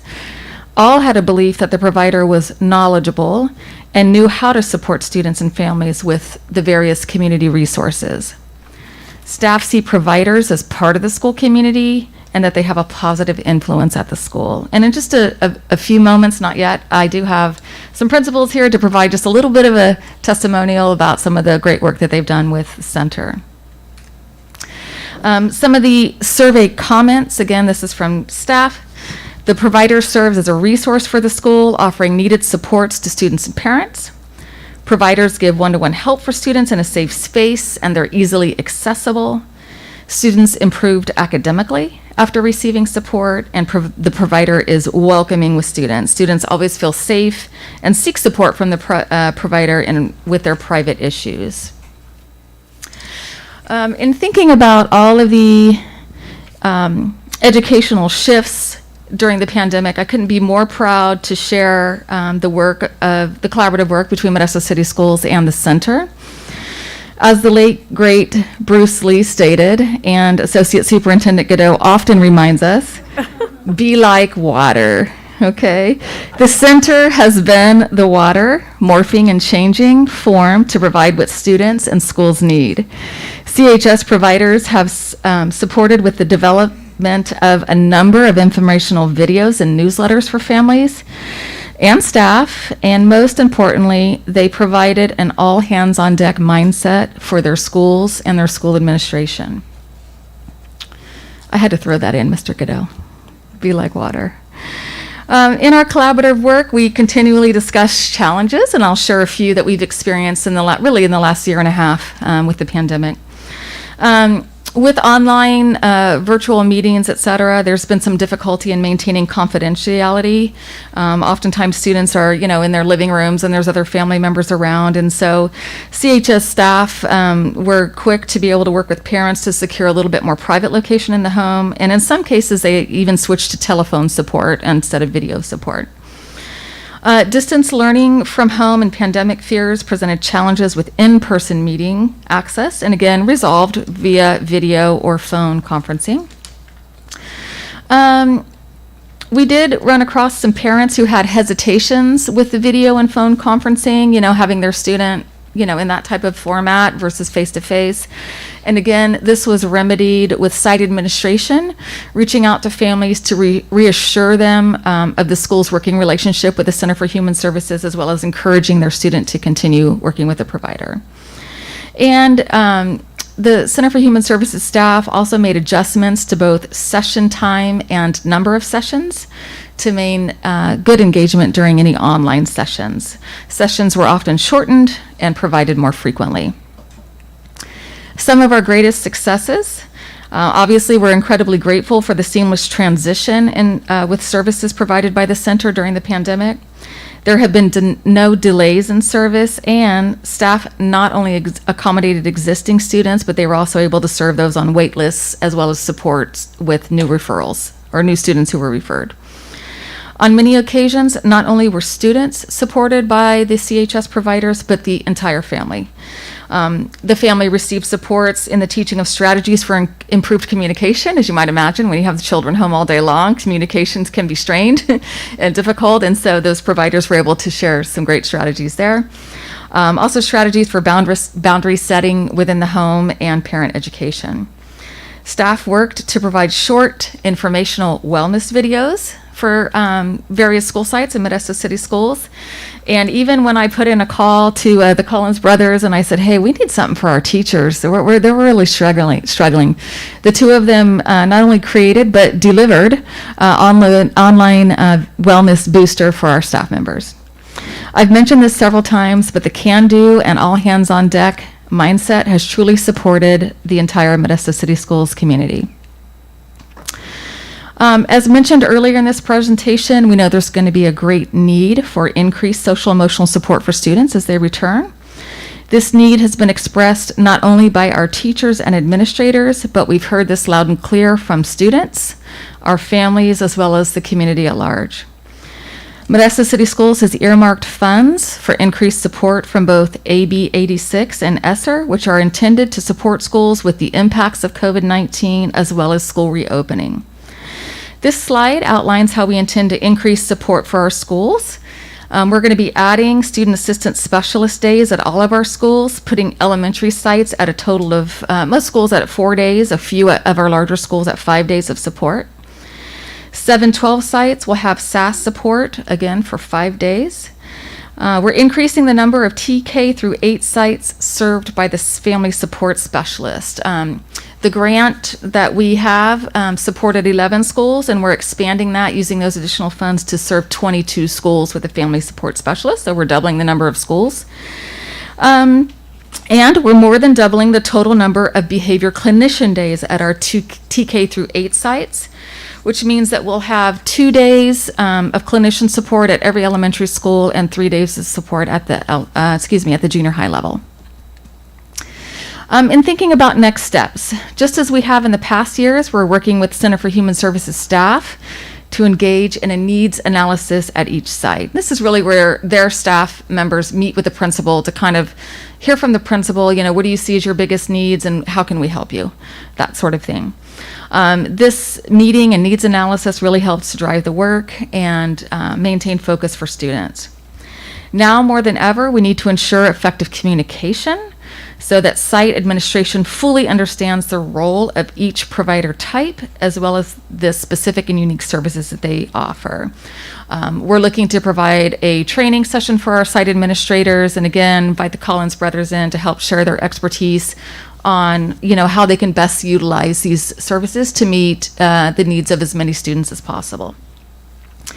Obviously, we need to ensure careful data tracking to determine strengths as well as troubleshoot areas for growth. Lastly, as part of our next step, I'm seeking a ratification for the mental health clinicians as they provide services to our students throughout the year, including over the summer. So that's one piece, the ratification. And we're also seeking approval for the student assistance specialists and family support specialists from the Center for Human Services. Before I entertain and address questions or comments that you may have, I would like to invite a couple of individuals to come up and give a very brief few words. First off, I'll invite David Collins from the center to the podium, and then we'll hear briefly from the principal's perspective, again, about the power of the collaborative work with the center, and we'll be hearing from former Wright principal Ernesto Calderon and former Tuolumne principal Tony Lamelli. So first is David. Thank you very much. Board of Trustees, Dr. Noguchi, Cabinet, it's a pleasure to be here once again. We appreciate your partnership very, very much. Love the slogan, "Be like water." That's fantastic. I'm absolutely keeping that. Each year, the Youth Services Department at Center for Human Services, we come up with a theme for each year. Somehow we always end up on something from a Disney movie. I can't possibly imagine why. I'm a huge Disney fan at the same time, and a lot of our staff are. This year we've chosen Into the Unknown, which is from Frozen 2. It's a song from Frozen 2, because that is what this year absolutely feels like. We're all, I know, looking forward to kind of getting back to a sense of normalcy, but really we are going into the unknown in a lot of different areas, and you are as well. I do want to just bring to your attention that a year and a half ago, when just everything in the world of education got turned upside down, and suddenly all of you who are truly excellent at your jobs were overnight tasked with coming up with how to do school from home with no time to prep for it, and everything was going mad. Modesto City Schools was one of the very first districts in Stanislaus County to reach out and say, hey, we know we're trying to figure this out and we're pretty sure we're going to get there. How do we continue to support mental health for our students at the same time? One of the absolute very first districts to do that. So the credit for that absolutely goes to your staff, who are extremely student focused. Like you, Center for Human Services has a strong commitment to results. If something's not working, what do we do to make it work? If something is working, what steps do we take proactively to make sure that it continues to work and we continue to adapt to ever-changing circumstances? So I appreciate that about you very much, and I appreciate your partnership. Thank you.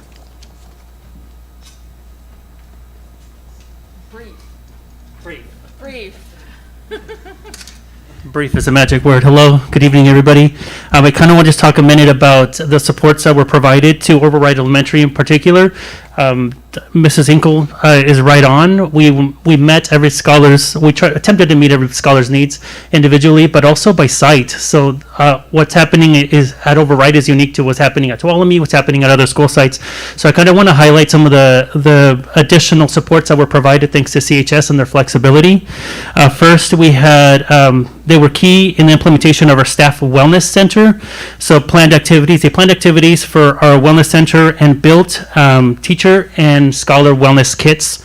This year, they facilitated Welcome Wednesdays, which is they planned fun activities to encourage online attendance on Wednesdays. Since we were all distance learning on Wednesdays, they came in online, our facilitator, our SASs, and they provided fun activities for scholars early in the morning, so then they'd be ready and hooked for the day and then ready to start their day off. They facilitated parent training and scholar trainings for identified scholars that are chronically absent.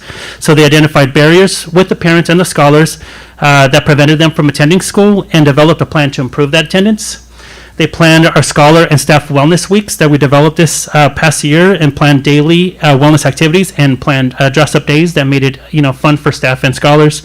They were active members of the MTSS conferences that we held at Override, so they worked with our MTSS task force to develop individual learning plans as an intervention prior to referring our scholars to SST process. And finally, they were visible during unstructured time, so they were there before school, during recesses, during lunches. They were there building relationships with our scholars, being seen as a safe person. So when something does come up, they're more likely to reach out to or want to speak to somebody because they're a familiar face. Thank you, guys.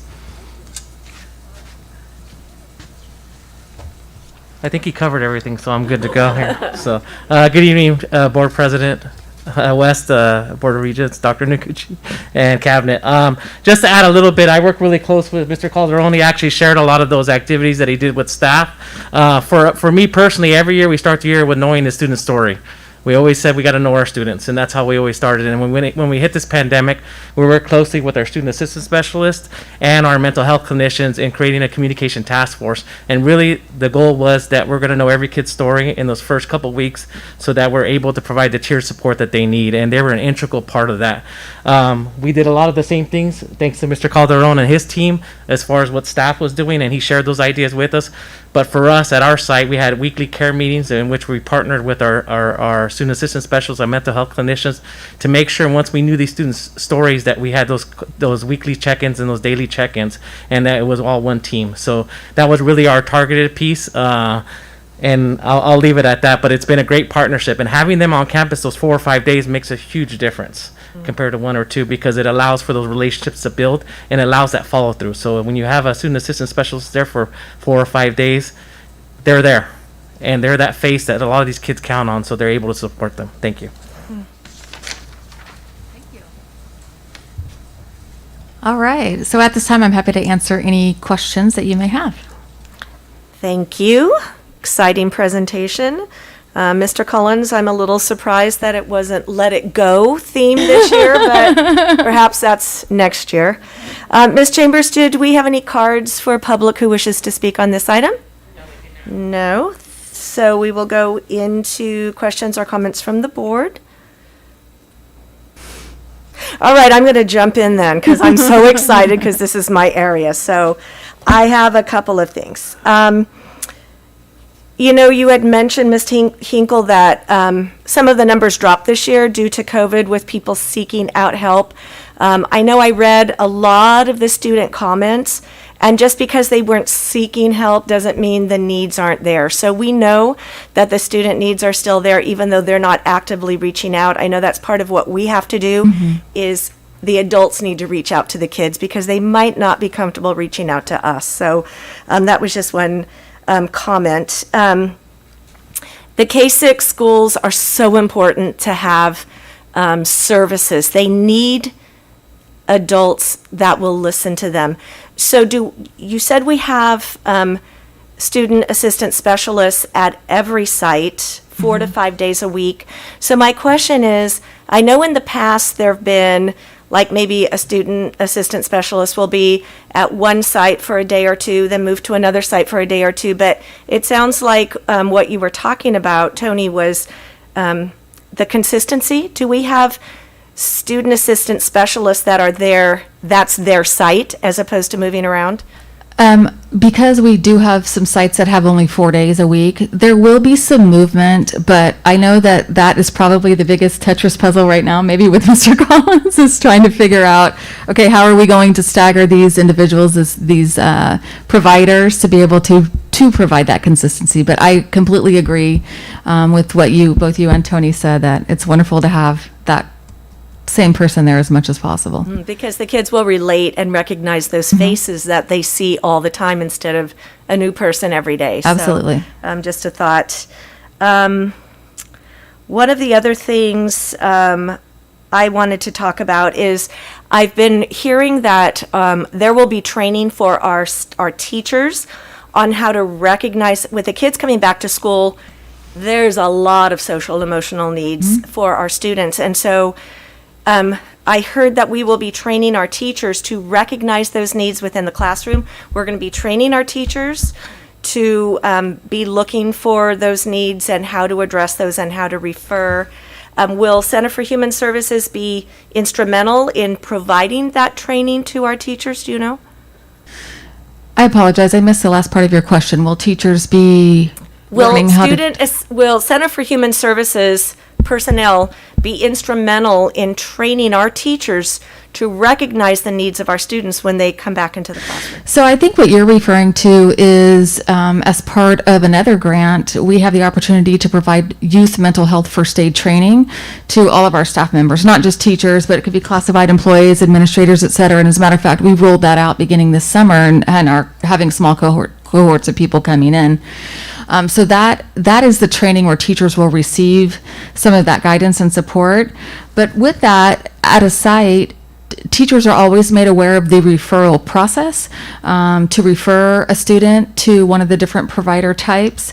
As a matter of fact, there's even a really great chart that one of our principals, Sue McCann, developed that kind of outline, the different services that each provider can offer to students. And so it's really just kind of marrying those two together, skills learned through youth mental health first aid, and then now how do we move forward with a referral when there are students in need. Okay, thank you. I'm so pleased that our students have these very, very needed services. So thank you for all the good work that you do. No further lights. So,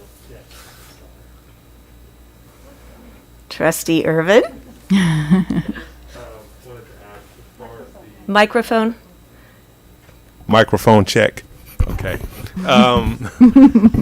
As far as the different, like the family support specialists and the student support specialists, what background do they bring to the table in terms of their training and their education? They are bachelor's level employees. They have a bachelor's degree, and then they go through a specific training routine with the Center for Human Services, and their goals, their training goals are slightly different based on the different provider types, but they go through that training with the center prior to being placed at the school site. And what about the clinicians? The clinicians, you want to, yeah, sure. Come on, thank you. See, that's why I have the experts here. Yeah, hi, Steve Collins. Our clinicians are master's levels, and then they are registered or licensed with the Board of Behavioral Sciences. So it takes years to move through the licensing process. While they're in grad school, like halfway through grad school, they can be considered trainees. And then when they are graduated and have submitted all their paperwork to the governing body, the Board of Behavioral Sciences, you can be registered. And then there's 3 different classifications. I'm going to use marriage and family therapists because that's mine. After you collect 3,000 hours of experience, you're allowed to test for licensure. So they could be one of those steps, but they're usually registered or licensed with the Board of Behavioral Sciences. Thank you. Seeing no other lights, I am looking for a motion to approve the ratification of the service agreement with the Center for Human Services.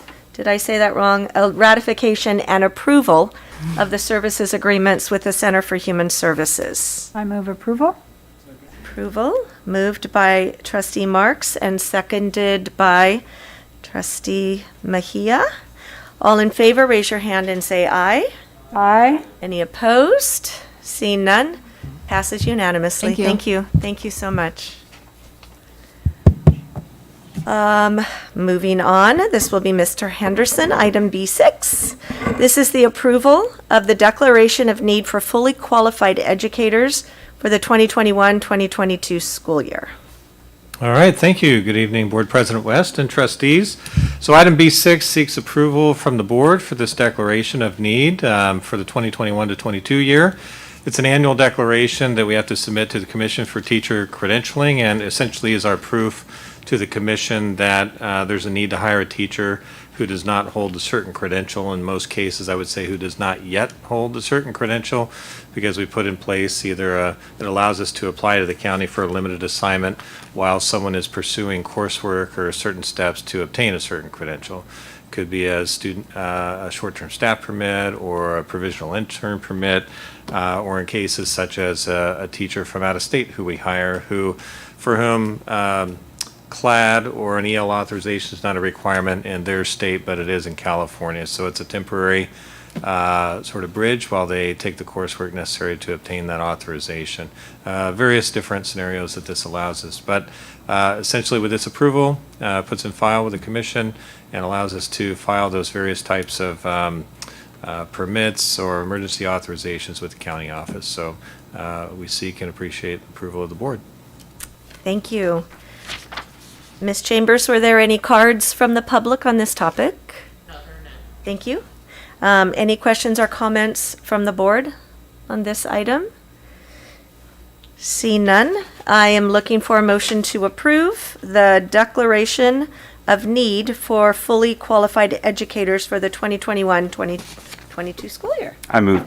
Trustee Maestas, seconded by Trustee Irvin. All in favor, raise your hand and say aye. Any opposed? See none. It passes unanimously. Thank you.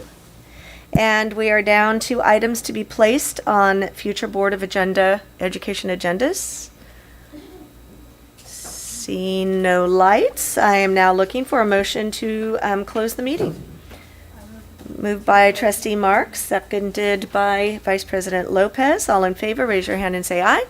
Any opposed? Nay. Passes unanimously. The meeting is adjourned. Thank you.